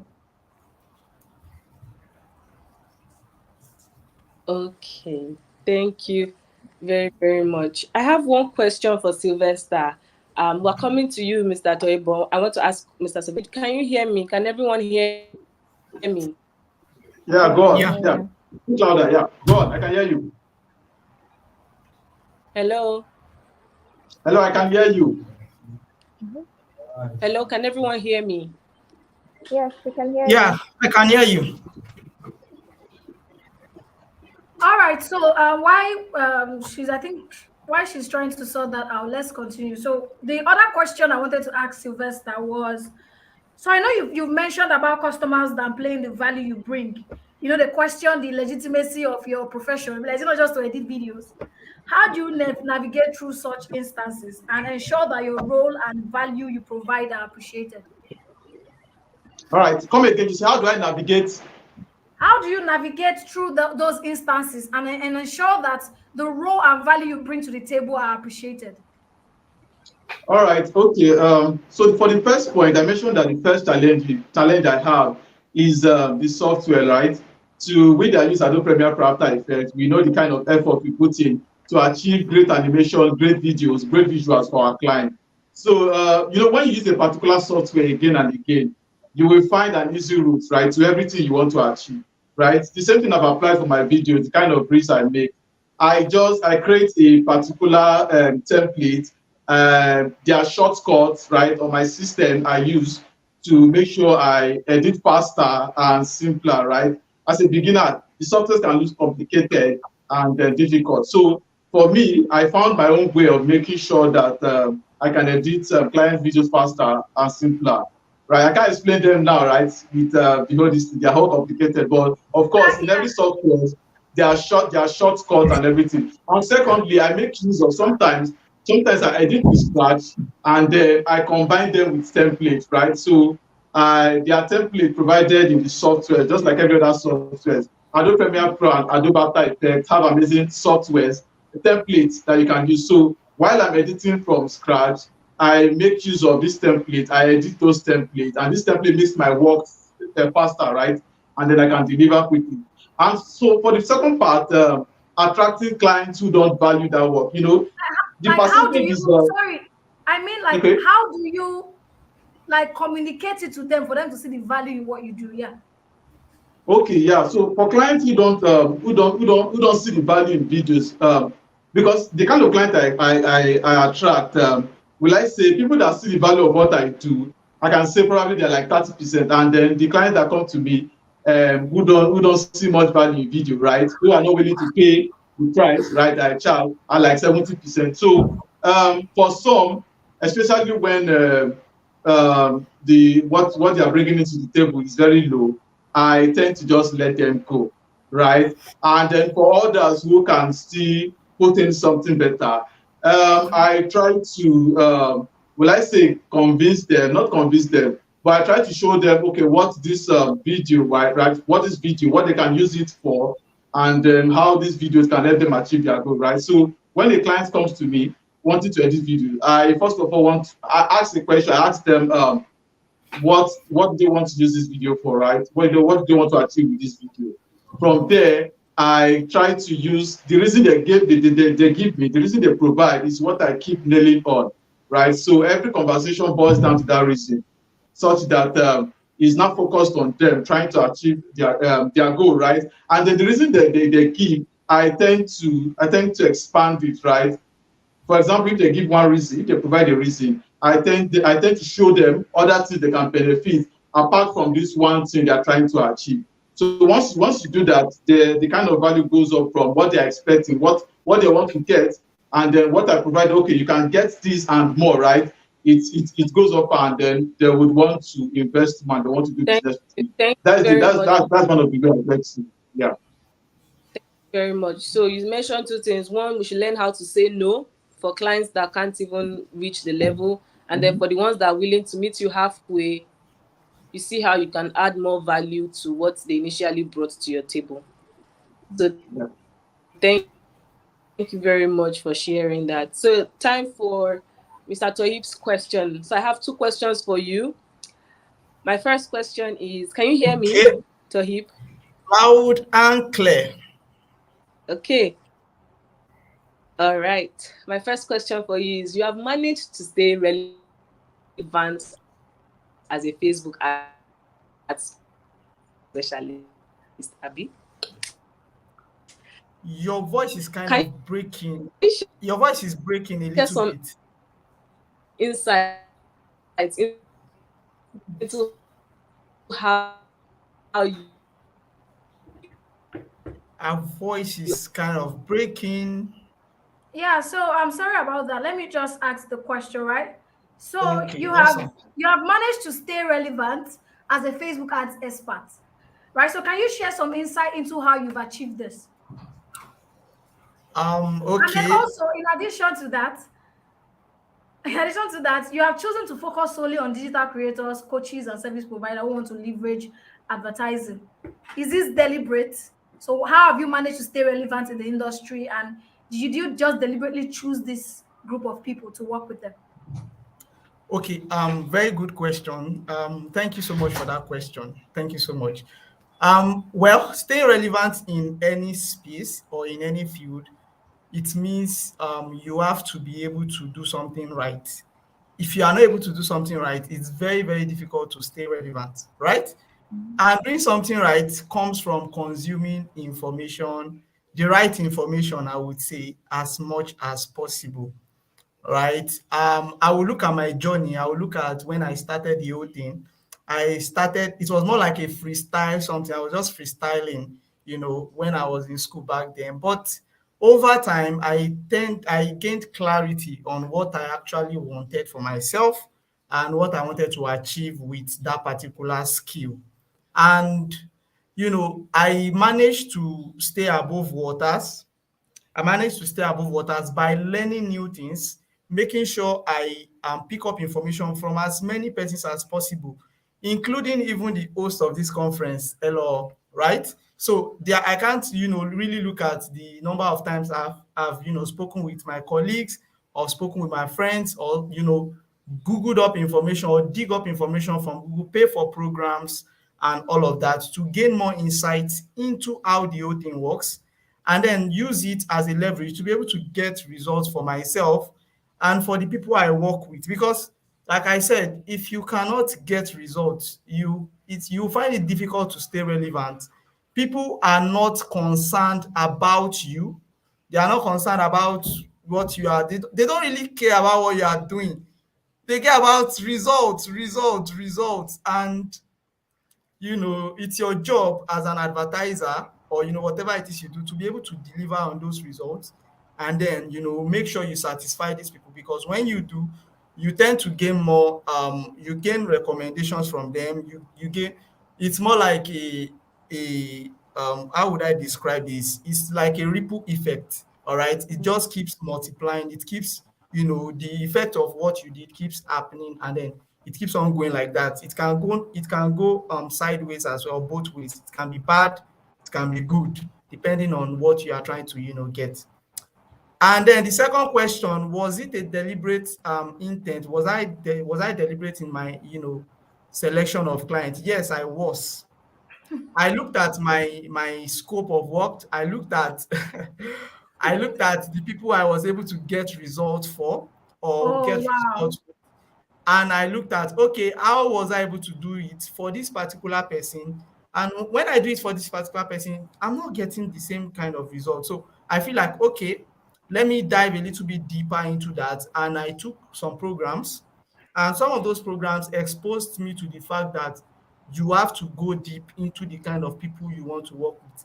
And it comes from the people you've look at the kind of people you get results for, and then just on in on those kind of persons. So I looked at the businesses I got results or get results for, and I just deliberately, pick them and say, okay, let me work with coaches, digital creators, and let me work with service providers and get them more results. Wow, that's really nice. I think I like that. Many people they just say, "Oh, I'm a copywriter." You have kind of like indirectly explained niching in another way, if you ask me. So maybe you have tested all the waters. You have worked over. When you look at it, like, I think working with all these different kind of people, these are the specific people that I get better result for, and I just want to focus on these people.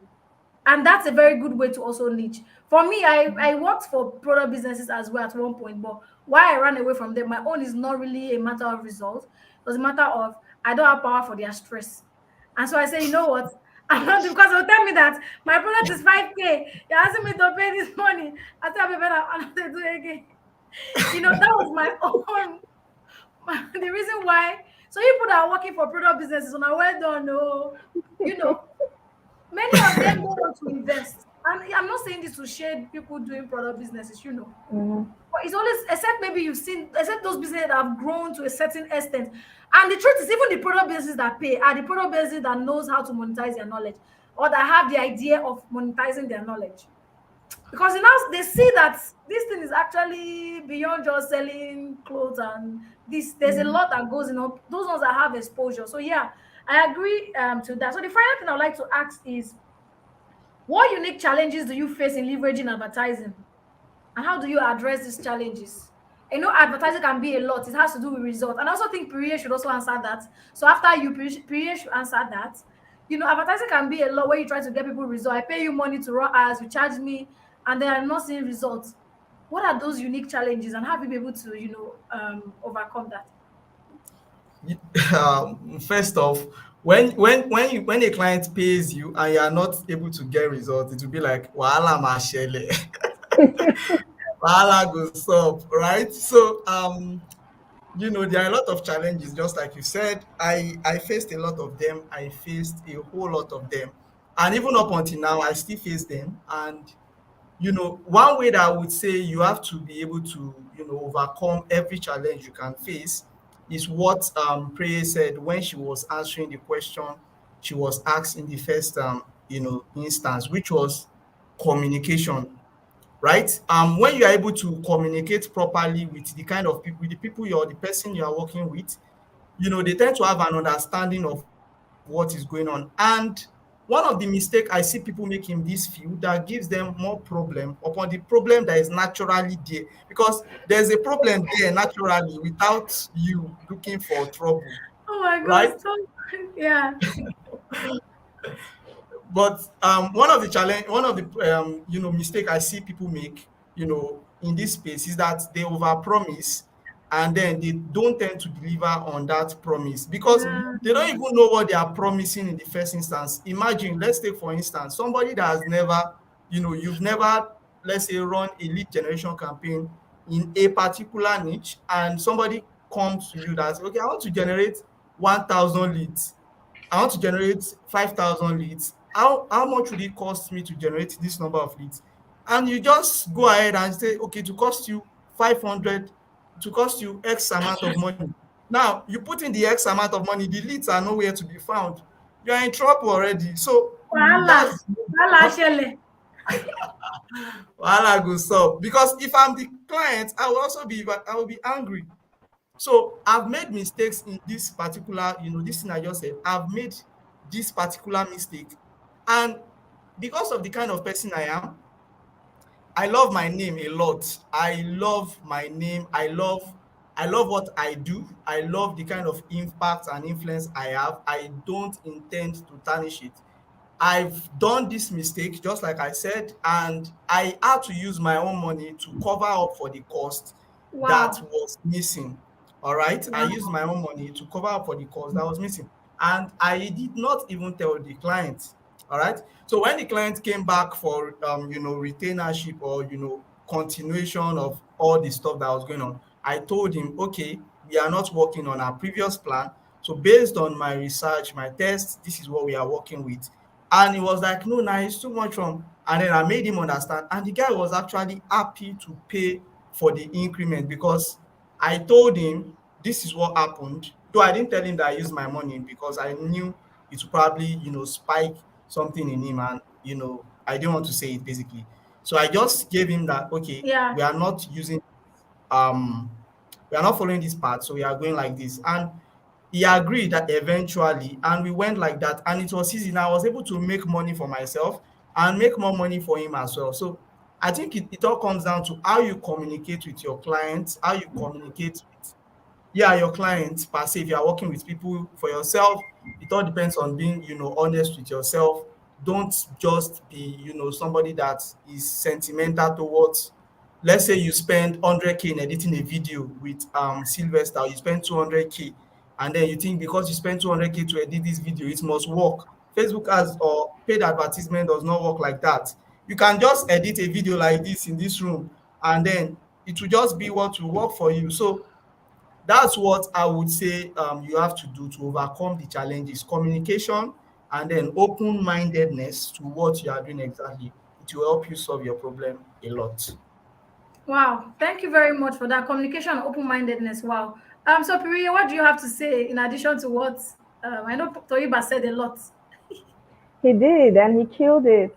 If I had to add something, it would be to chest both the good and the bad results. That's one thing that works for me. So a campaign is performing well, I'm keeping my client posted. This is what is happening, we are getting these results. A campaign is performing horrendously, I'm keeping you posted still. I'm saying this is the campaign we set up. These are our expectations. We are not meeting these expectations, right? So now this is what I'm going to suggest that we do. These are the tweaks I'm going to suggest that we made. And in one such campaign, we ran a test again, we tried another audience, and then we started getting better results, right? So it's all about communicating and also that sense of responsibility, whether the results are good or Yeah. bad. Not saying Bad. when it's good, oh, it's me. When it's bad, oh, it's Mark It's not Zuckerberg, me. right? I know that Mark has his problems and the platform has its problems, but as the specialists and the experts, we have to ensure that we are also taking some form of responsibility as well and doing everything we can. Amazing, amazing. I think Sylvester will also have something to say about this. Communication and taking responsibility is key. So, Sylvester, I know you do video for people, and sometimes many of these people they have this high expectation of videos. Like, oh, after I do this video, I don't blow. Hey, once I do this video, people must know me. They must buy. Have you had people with those kind of expectation, and then after you do the video, and maybe the video does not even have the likes that they expected? Have you had that kind of situation? How do you fix that? Yeah, we have had those kind of clients that they want to make videos and their expectations are very high. They want to get more reach. Like Toheeb said, there are certain factors that make a video work, right? Are you ready to put in money to get that video to reach more people? Is your page organized, right? Is it that when I do a good video for you, maybe that good video I do for you, maybe that's the only good video on your page? Because there's a client like that, I've made a video for her, and that was the best video on her page. Every other thing on that page was, I don't know what to say, right? Certain factors, and then you start looking as if this video is not working, right? A single video cannot just work for you. once you have your brand organized, once you have your page organized, if we make a video for you, right? That video, when people come to you, there's a likelihood that they want to follow you, right? Because they'll see other things that attract you, right? And they connect to that video, to what you are saying. They would want to purchase, they want to buy, right? You know, if I make a video for you, there are some clients that their products or what they're trying to sell is not so beautiful like that, right? So if I make something that is bam, a video that is premium, and people are coming to your page, to your landing page, to your website, to whatever link they are clicking, and they are seeing something different, that means there's a contradiction. I'm giving something excellent, and then what people are seeing at the back end is the experience is a medium, right? So to make something work, right, there has to be a connection between your brand, right? If I'm doing something good for you, let your brand be good. There's something that would work best. Do you have this conversation with them before you do the video? Do you go through their page to know that, oh, this video, this is what we need? Or do you have those conversations? Or is after they now start crying that you now start telling them what this thing? You know, yeah, I go to their page, I check some of their page, right? Most times, once the clients, I check some of their previous video, right? And probably there are some clients that they've worked with other editors before, and I've seen their video, and I know I can do something better than that. Sometimes I don't talk to them about this, because most times when I try to be gentle to communicate, hey, you need to this thing, I try to look as if I'm not focusing on my job. Imagine if my job is just to edit a video and then I'm sort of switching into content marketing, they'll be like, what's your own order? My own is just create this video for me and let me pay you. You understand? I'm switching into Facebook ad or branding, blah, blah, blah. Even though I have knowledge of these things, if I try to turn special advisor, they start becoming defensive. Okay, just do what I want. You understand? Right? Just do what I want. Do that video. You don't worry. Leave my page alone. Leave what I've done in the past. Can you make this video like this? Just make this video like this, and then leave me to do the rest. And of course, what can you do? Right? You're only trying to help. Okay, you're only trying to give an advice, give a suggestion. Man, you can do this way. You can do this way. This will make this thing work better. But of course, some of them would listen, but most of them, they don't want you. They don't want you advising them. They want to show authority. They want to make you feel like they're employing you, right? You have to do as they say. They're under you, and you're not above them. Yeah. I see that. Wow. I can imagine, because my video guy, what me and him does, I just give him scripts and he will just go and bring something. He doesn't say, this is your page, is doing that. But I also think that's what I think from what you just shared now. Maybe you could add it as part of your message, like, oh, you don't just create videos for people, you also like walk them through the strategy to make the video work. That could be a part of your strategy. You can add it to part of your package and even add more money to even increase the value of what you do. So we don't just create and edit videos for you. So for people who just want video, you just do video for them. Then the ones who want video and the strategy, you can combine it together for them as well. But yeah, I think I get that part, and I really understand it. People can be very funny. They'll be like, it's not the only video I want to create. Do my video for me, make it, they come out for Just like when people come to me and say they want to write sales page copy, and then maybe I'm not talking about something else. They'll just be looking and looking. Sometimes most of them don't tell me. They'll just be rolling their eyes like bombastic side eye. You get that feeling, yeah. Write the sales page copy for me and get the fuck out of here. Like, just write it and leave me alone. But then many people don't understand that all these things are interconnected. You don't understand it. Yeah. And I just believe that at the end of the day, that's where our messaging comes in. And also that's where you can also find your own differentiating factor. Like, I believe that as a brand, we should create the what's the word? We should create the path and not letting the clients create the path for us. I don't know if you guys agree. So like, this is the path. This is how this is how you must go through if you want to work with me. So for example, if you want to work with me to launch your online course, I tell you, you must agree to the 3 months. If you don't agree, I'm not working with you. Sorry, no thanks. That's it. Because when they come, some people come before I used to do it. Some people say 2 weeks, we'll do 2 weeks, finish. They don't say. They'll say no. And to tell you that 2 weeks, maybe 1 week now for planning and building all those things. We'll not do marketing only 1 week. Or even less than 1 week, we'll not say.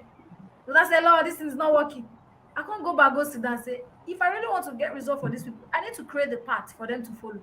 Because they're coming to me as the expert. They don't know this thing. What they believe say should work. That's what they come with. So if I tell them, if they can get other people that will be for them 2 weeks, no while you can go there. But you see me, Elohor, I will not launch any course for you in 2 weeks. But if you don't want me to build your sales page for you to go and do your launch in 2 weeks, no, I'll go build them. Go and do your thing. Say, but I don't write and finish, you don't concern me. If you come at me to say, if not say, I'll not tell you. You say, only told me to write other things, other factors contribute. Where people getting on the page, where people say yes, it's not my fault. So I create that path to let them understand that you have to work with me 3 months if you want to work with me one-on-one. But if you know you cannot do that, then go and buy my self-paced course and do your things in 2 weeks. So if you don't work self, now So I just believe creating that path for customers should be a very good. I don't know what you guys think. Yeah, I think it's something that everyone should implement. Personally, I would actually look through it very well. I think I lost the network there. So when you come to me, I would give you a form to fill in before we start working together. You see the details of the form. You see what I want. What if you don't even understand some stuff on the form?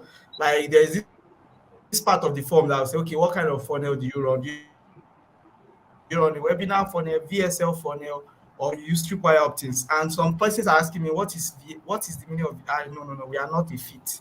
We cannot work together if you do not understand this thing. So I think you are very, very correct, actually. Okay, so Piriye, what do you think on that? I definitely agree with that. I tell my clients, like when they come in as prospects and they want to work with me, I tell them straight up, I'm a nosy marketer. Because if I'm working with you, I will look into your products, I will look into your website, I would look into your messaging, like how you're presenting, I will look into every single aspect. Case study, one of my most recent clients, I actually had to persuade her to change her collection name because it was going to get her dragged on this street. And you know the way creative people are. When you create something, it's your baby, right? But I just have to communicate with her and tell her from a marketing perspective. And if you don't want Wahala that you cannot handle on the streets of Instagram, change the name of this your clothing line, change the collection name. And then she went and she consulted someone else who fit her ideal target market, and the person expressed similar sentiments with me. And she ended up changing her collection name. So I just tell them straight up, I'm a nosy marketer. I have my systems, I have my processes. If you want to get good results from your marketing, all these areas have to be in place. And I am going to be tricking my hand, nose, eye, every single part of my body in as many areas as I can to ensure that when I do the work from my end, everything else is in place to ensure that it converts the way it's meant to. So I definitely agree with what you're saying.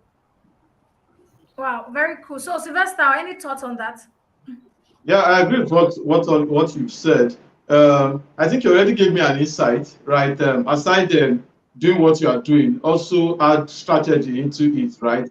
Even though it can be a whole lot, right? If you look as if you are diverting into your, like you're trying to talk much, right? Because some of apart aside what we know, our needs, video editing, there are other information, the other knowledge we've gained, and then we believe that if we share it with this client, right, that it can help them achieve results to that niche, that video we are talking about, right? So I think that will be into consideration, right?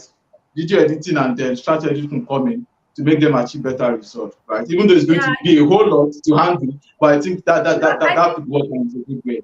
yeah, you have to make it like systemized, like a controlled strategy. So focus on specific things. So maybe content and their page. That can be what your strategy That could is be focused on. So it's not like it's going to be broad kind of strategy. Talk about ads, talk about funnels. So focus on the page and their content. That can be a control. So that when they don't see result, you know that this person told me from the beginning. So for example, maybe somebody come to you and say, I want to make a video on this thing. Right. And then you've gone to their page, you see that will be the only quality video that they will drop after that. You can advise them and say they should make X amount and number of videos instead. This is going to do this, do that, and then you even offer to come up with the script for them, right? So that will not be the first video that they will drop. So maybe they drop the 1, 2, 3, 4, and then they drop that main one as the fifth one. That's going to help balance the page, something like that. Those could be part of the strategy that you can put in there as well. So thank you so much, everyone, for coming for this panel session. It was very insightful Thank and you for also very having funny. me. It was funny too. So before we go, are there any questions for the panelists?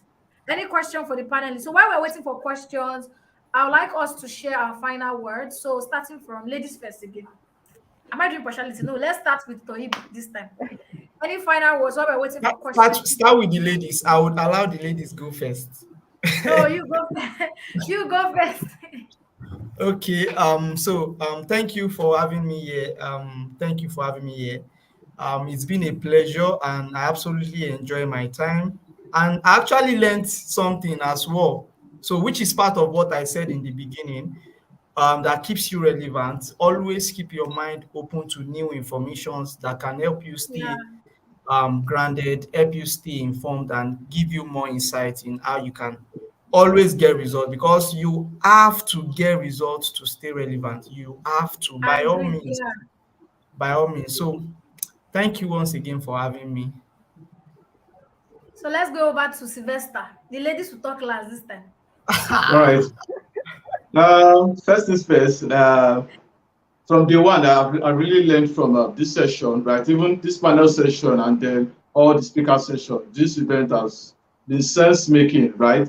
So what I would say is challenges, of course, we experience challenges as creators or whatever niche we have, right? Challenges will come. But of course, I want us to know that we can figure this out, right? The other challenges Yeah, are faced in the past are not facing them now, right? And whatever challenges you face, there's an opportunity to learn, to improve on, to grow, right? That's the essence of this conference, right? To grow, let's right? To go. change some things, to edit some things, right? And then build our brand and then get things better. Even though there are some other challenges that will come in future, when we get there, we go still solve them. Yeah, thank you. Abio, we got to solve them. They're father. I've been Okay, Piriye, ladies last now. Here go. First of all, thank you so much for having me, and thank you to all my fellow panelists.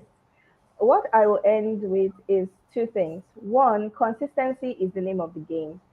You might not have all the answers now, but if you're consistent enough with what you're doing, as you go along the journey, you start getting clarity and you start getting insight. But if you never start and you don't continue your journey, you would never actually get to those points where you have the answers that you need. And the second thing is the mistake I see a lot of creatives make is we don't really see our businesses as businesses. So while you're focusing on the other part, you're delivering your service, please have systems, processes, strategies to grow your own business and just have things in place to ensure that your business itself is thriving. Thank you. Wow, thank you very much, Sylvester. Thank you, Toheeb. Thank you, Piriye. I really Thank appreciate it. you. Are you people sleeping in this comment? Why are people not talking? Where are you people? Where is the class captain and the assistant class captain? Ibolewa. Where are you people? Hey, see these people. Anyways, thank you guys for coming to the panel session. Even myself, I learned. There's some insights as we are talking. Everybody is dropping their insight and bomb. I'm also learning and getting new ideas myself. So I believe that's even the entire purpose of the session, of the panel session, so that everybody's going to learn and pick from each other's ideas. Nobody is an island. And like Toiba said, you learning is what keeps you relevant. Learning is part of the thing that keeps Mhm. you aside from implementation. First of all, need to learn first. Sabina who get where to where in the learn go know waiting they implement. Abi. I mean, is that not it? You have to have where you're learning from first Mhm. before you start going for implement. Yes, I can see the reaction in the comments. You now they wake up. Class captain, where are you people? So, but yeah, you have to learn, see where to learn, and then you go to implement. So now we're in that learning phase. Each and every one of us here, even me hosting this event right now, is a learning phase for me, because there's a lot I'm learning from it. I'm learning from my mistakes. I'm learning from the panelists. I'm learning from the entire process, and then it will shape me tomorrow. It will shape whatever decisions I'm going to make after this conference. My life is not going to remain the same. There's some certain decisions I'm going to make after this conference, they are not going to be the same, right? That is because learning, I'm open to learn. I open my mind to learn. Another key thing as well for me is when I'm teaching, I also learn. Do you know that when I was preparing the presentation for today's presentation, as I was doing those, I was like, hello, I know this thing. Wow. I still, because I'm like, how come I've never said this thing before? Like, why is it sounding like I got so many light bulbs? I'm like, wow, so that's how open I am to learning. I also learn from myself. As I'm teaching people, I'm learning. The entire session I learned. So thank you to all the panelists. Thank you so much. I really appreciate you guys for agreeing to do this, for coming here. Yes, the panel session is always filled with laughs, and while we are learning and feeling motivated, we also have to laugh. We've done the hard teaching. Thank you, everybody. Thank you, Piriye. Thank you, Sylvester. Thank you, Toheeb. I can't thank you Thank you guys for enough. I having really me. appreciate you for coming to do this.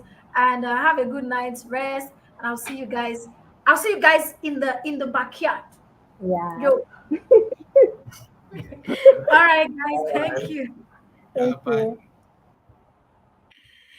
Yo, guys. So that was an amazing panel session. I really enjoyed myself.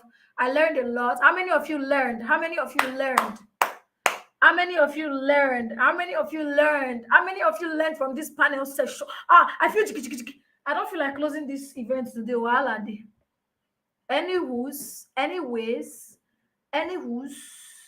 we are up for the next session.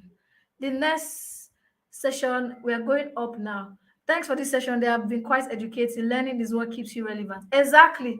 Learning never ends. Learn from yourself, learn from people, learn from everything, day-to-day thing that is happening. So the next thing up is the raffle draw. Drum roll. Where are the class captain? You put class captain. You did not do anything today. Oh. I will sack both of you. Where are they? Where are they safe? Massacre immediately. Class captain, answer present. If you don't answer present, you're not joining this raffle today. Jessica Prime, where are you? Elvis, where are you? Yes, we always overcome any challenges. Yes, I agree to that. Where is Jessica Prime? Where is Elvis? People are not here. They will not join the raffle draw. Cancelled. So let's go to the raffle draw session. I'm going to bring up Olabisi now for her to facilitate the raffle draw. Yeah. Hi, Olabisi. Welcome. You're on mute, I think so. I can't hear you. Good time. I'm so sorry. Okay, I can hear you now. Yeah, I can hear you now. Hi everyone. Good evening. Hi. I hope you enjoying our evening because for me, I've been having fun. Literally, I have like just a full notes, and I will tell you categorically that as a freelancer, from the panel session, I've learned how to, how to overcome challenges, and I'm not even going to take that for granted. I'm not going to take that for granted. So the panel session was good. I learned so much from Sylvester. I learned so much from Toheeb. Learned so much from Piriye. Thank you so much, guys. You guys did so much awesome stuff. Well done, well done. Thank you for motivating us. I feel so motivated. I feel so motivated. And I know everybody has been learning so much. I know we've been having fun at the same time. But now it's time for some more goodies. So tell me, guys, how excited are you? Please tell me in the comment section. How excited are you? How ready are you to play this game? I want to see the comment section. Type ready and let me know how ready you guys are. So it's time for raffle draw, guys. It's time for raffle draw. I know most of us are waiting for this. I'm waiting for it too. I've been waiting for it rather. So I'm just going to read how it works for us, just like I did yesterday. I'm going to tell us what we are going to be winning and how we are going to be winning this time. So the raffle draw, two people will win free access to Digital Creators Cheat Grow Challenge. Drum rolls. Yeah, so two free accesses this night. Two people will win Digital Creators Cheat Grow Challenge. And this is a 14-day challenge for people who are struggling to sell themselves confidently. And for those who have so many talents and they don't even know how to put themselves out there, they don't know how to show up, they don't know how to monetize. Yeah, so this is a time. This is a very good. This is a very good workshop for us. So here's how to qualify for the raffle draw.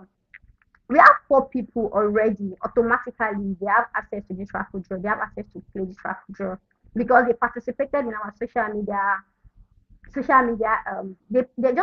participated from our social media and they're doing the promotion of this conference. Just like we chose two people yesterday, this time we're choosing four people. So we need 11 more people this time around. Yes, we need 11 more people to come to Okay, join. so we need 10 more people. Jessica Prime is here, she's a class rep for today as well. So That's we right. need 10 more people. Yeah. Jessica, I hope you're winning this time. Okay, yeah, so we need 10 more people. A link will be in the comment section right now. And the first 10 people to fill the form, the first 10 people to follow the instructions, the first 10 people to complete this feedback stand a chance to join the raffle draw. Yeah, so the link is going to be live so we all can see. Or rather, the form rather will be live so we all can see. Yeah. So the form is there now. Guys, fill up, fill up, fill up. We need 10 more people to fill so we can go on into spinning the wheel.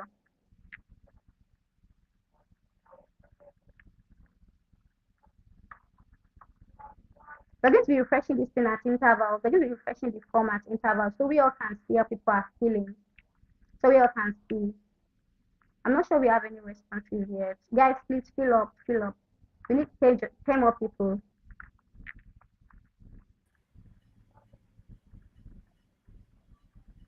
I'm refreshing, no, nobody's there. Guys, please fill up. Fill the form, oh. Should I buy people Caprisone? Caprisone, you people are saying this session was nice. Fill it and tell us your mind. Tell us. Stop cutting through corners. Trust me, guys, it is worth filling, though. It is worth I filling. think they are still typing. Maybe they are still typing. Let's give them time to type.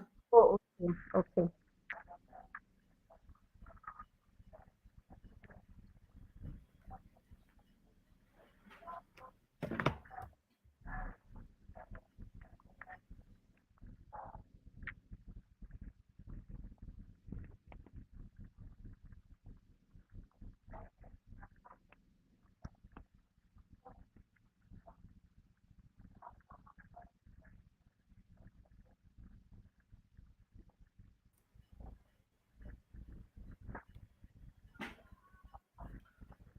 Okay, well, I'll go and feel. I will play. If you don't want to play, I'll go and play. What's my business? I can't feel it now. Win my own team by myself. Okay, we have one response now. One person has filled. Okay. Marvelous. Two people. Cool. You people should be writing good thing in this form now. Don't just be writing one things. Write your mind. Write where. How you do like this? Anyways, just write. Remember, it's the first 10 people, so just write. Maybe later after the event, you can go back and fill the form again. But just write and get in.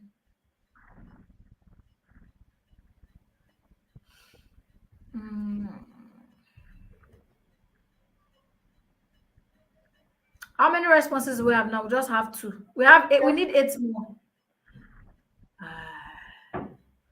It's now we'll get to 10. Now we'll be seeing 10, 11, 12, 13, 14, 15, 16.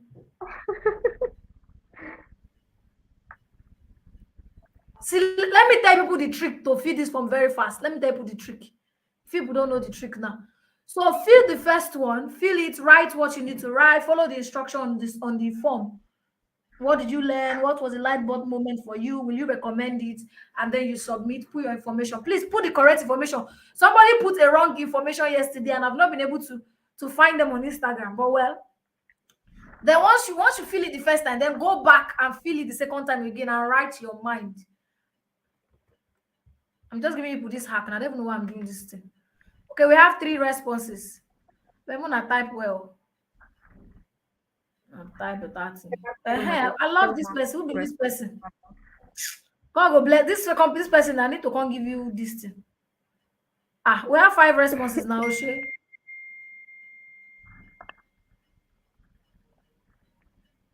We have 5 responses. So 5 more. 5 more.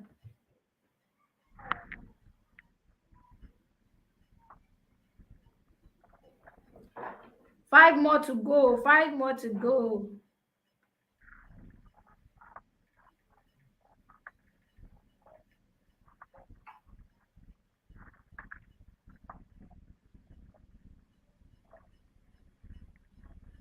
We have 6 responses now. Okay, we have 4 more. We have 6 responses. I don't even need to even be refreshing. It will just be entering there. I'll suffer myself. They refresh.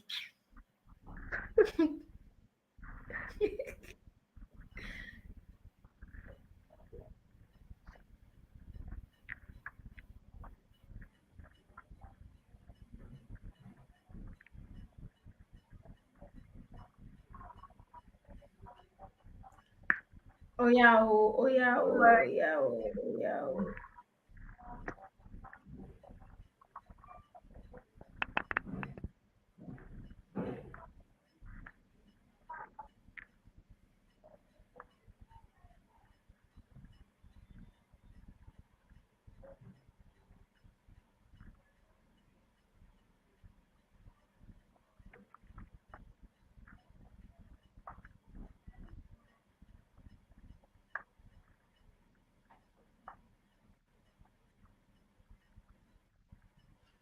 We have 8 responses. Okay, 2 more. 2 more is a wrap.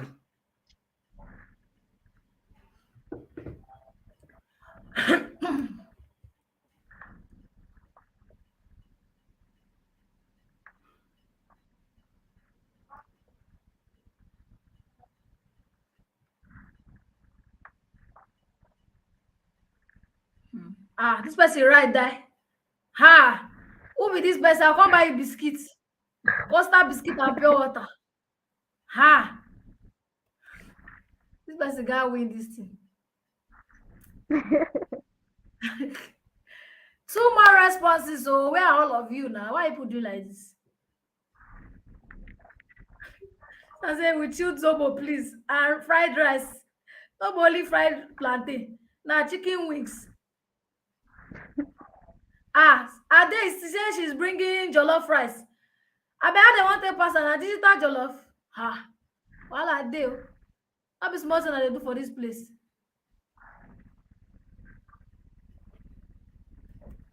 Digital jollof.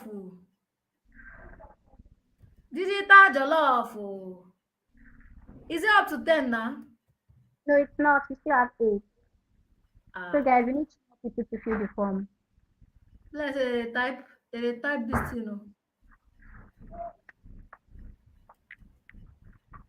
Who they bring jollof rice? Say Don, I must win. Oh yes, you must win by fire by force. So I say let me put this thing on the screen. So this person that said I'll bring jollof rice, people hold this person accountable. If you don't bring jollof rice, well, arrest them.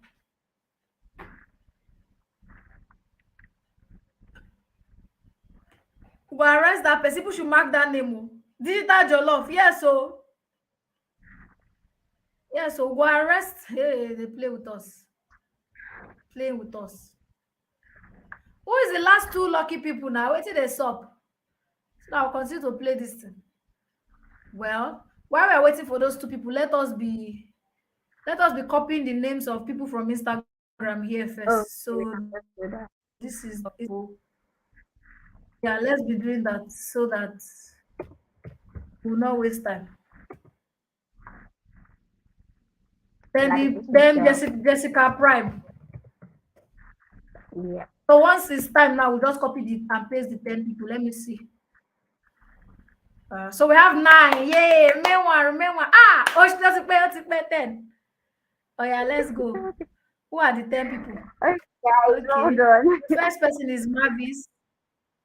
Well done. First person is Mavis. So we are going to paste Mavis on the wheel. The last person here was Jessica Prime. Now we'll paste Mavis. Then the next person is Beatrice. Yay. Oshay Bades. Let's paste. Beatrice is my friend, my buddy.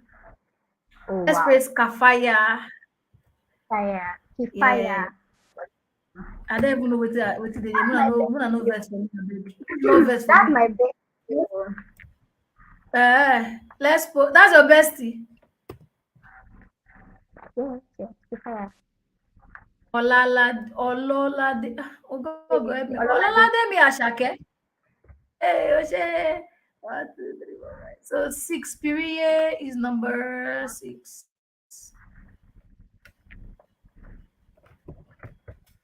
Then number 7 is Comfort. Number 8 is Abimbola. Yeah. Then Oyewole Tumiche. Number 9 is Oyewole Tumiche. And then number 10. cool. Very slow. Come on. We shall know. So we have all the names here, right? Are we ready to roll? Yes, we are. One, Everything is two, ready? Yes. in. Everything is yes. Spin. My Everything hand is is up. Oh. Don't touch anything. I was in a loss. Let them. Ah! Hey! content Your marketing father, phase. Piriye, congrats. Congratulations. Oh yeah, let's remove her. We have Congratulations. removed her. We are going to spin again So for everything is one immediately person. and Congrats. spin again. Should I spin? Yes, please. Spin. Make I spin.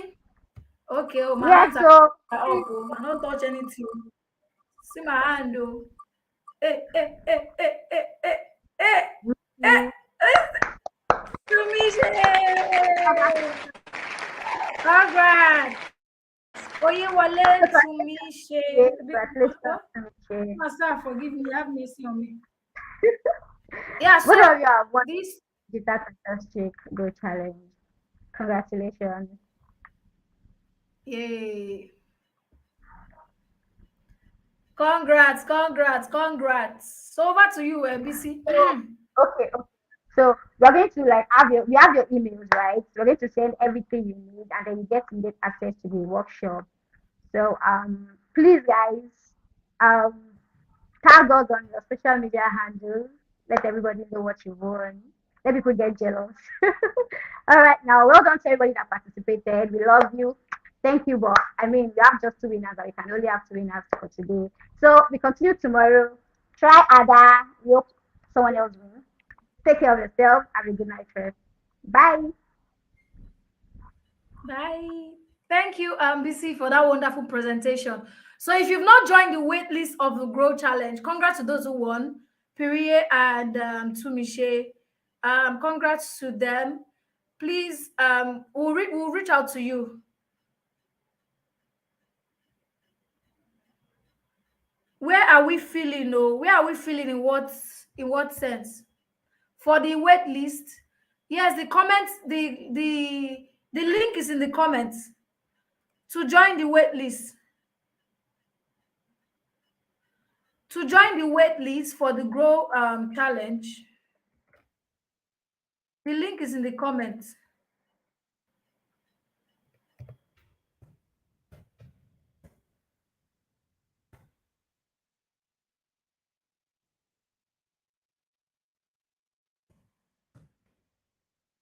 Okay, for the raffle draw. Okay, you mean the link for the raffle draw? Oh, feedback.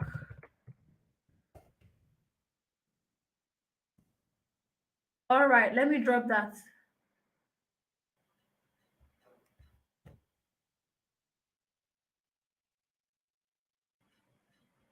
Yeah, so the link for the waitlist is there. You can check it, bit.ly/D Grow Conference. Make sure you put D in front of the Grow before you type that.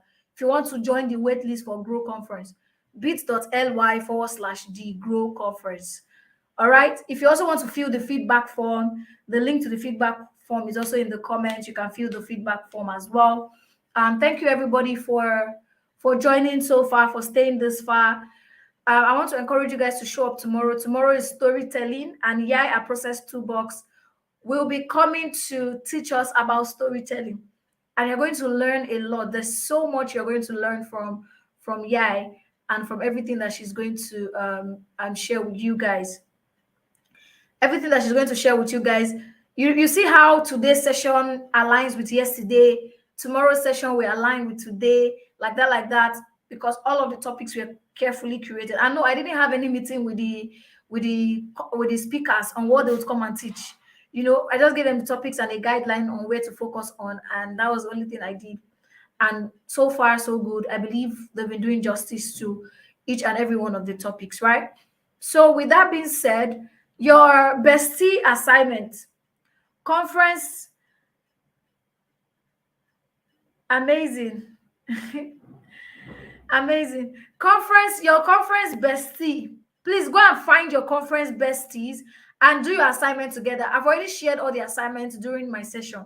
So I gave assignments when the session was going on, from your audience pain points to the impact and skills table to the brand values, then to your archetypes, down to all the things I've shared during the session. Those are your assignments. So go through it with your conference bestie and do the assignment. And then finally, if you would like to feature on our page, also on our YouTube channel, would encourage you to share your Grow Challenge experience. We're going to share the information with you guys in the Telegram channel. So at this point, if you know you are not in the Telegram channel, this might also be a very good time to join the Telegram, right? So I'm going to drop the link in the comments. The link to the Telegram channel is in the comments right now. Click on it to join the Telegram community, because I will be giving everybody a freebie tomorrow, and only those in the comments in the Telegram channel will get the freebie. So you must join the Telegram. And if you know that the Grow Challenge is for you, go and join the wait list. Don't sleep. Go and join the wait list. Don't sleep and say, oh, I'm not ready for this. Go and sign up, fill the form, join the wait list, and get ready to change your business. The Grow Challenge is, we have limited numbers that we can take. It's like I need new besties, so my own is nowhere to be found. Maybe you pick new ones. Anybody here looking for bestie? Caris Love is looking for besties, so you can be their besties, so you guys can start working together on your forum and all of that. So this is how the Grow Challenge form looks like. So you see all the breakdown of everything we'll be doing for 14 days. This is the outline of the challenge. Everything we'll be doing for 14 days. We'll go deep dive into brand storytelling. Yes, I brought Yai's brand storytelling to the Grow Challenge. There's so much you're going to learn from here. You just fill in your details, and just get ready to join the wait list. So once it's time for registration, everybody who join the wait list will get a discount. So I hope to see you guys in the Grow Challenge for the October cohorts. October cohorts. Everybody who won will get access when we start the cohorts in October. Everything has been noted, and we'll reach out to you guys. So that being said, we've come to the end of the session today. Thank you, everybody, for showing up. See you guys tomorrow. I'm going to be playing a video now. And if you know that you need to be in this place, if you know that you need to jump on this, click on the link that you will see in the comment to go and explore BTC Hub for free. BTC Hub is a hub that created by my friend Yai and Victor, by my friends Yai and Victor, and it's a very good place. I'm also there. I'm in the subscription plans for marketers and storytellers, but the good news is you can join for free. You don't have to pay to join the BTC Hub for a start. So when you join for free and you think and you believe that, oh, you're getting value from what you can see, then you can go ahead and register and pay for them. It's a monthly subscription, a monthly community to get even more value. All right. So we're going to play that. And with that, we are going to come to the end of day 2. And I'll see you guys in day 3. Thank you. What happens when Instagram meets LinkedIn, meets WhatsApp, meets Telegram, meets Twitter, meets YouTube, meets Substack, meets every course platform out there? You get the Brands That Connect Hub.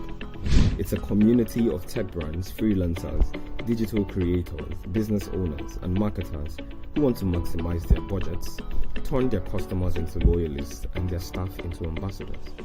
Here's the difference between each plan in the BTC Hub. Tech Brands plan is for founders who want to attract users, customers, clients, and investors. And these people want to build a brand that connects with the core of all the stakeholders that they are trying to attract. For the small business plan, it's one that is tailored towards people who have a product business and want to maximize their budgets, turn their customers to loyalists and their staff to ambassadors. On the other hand, the marketers or the storytellers plan is designed for digital creators, service providers, coaches, consultants, storytelling enthusiasts, marketing and branding personnel who want to build compelling brands that truly resonate with their audience. So if you want to try this out for free today, you can see a link on your screen.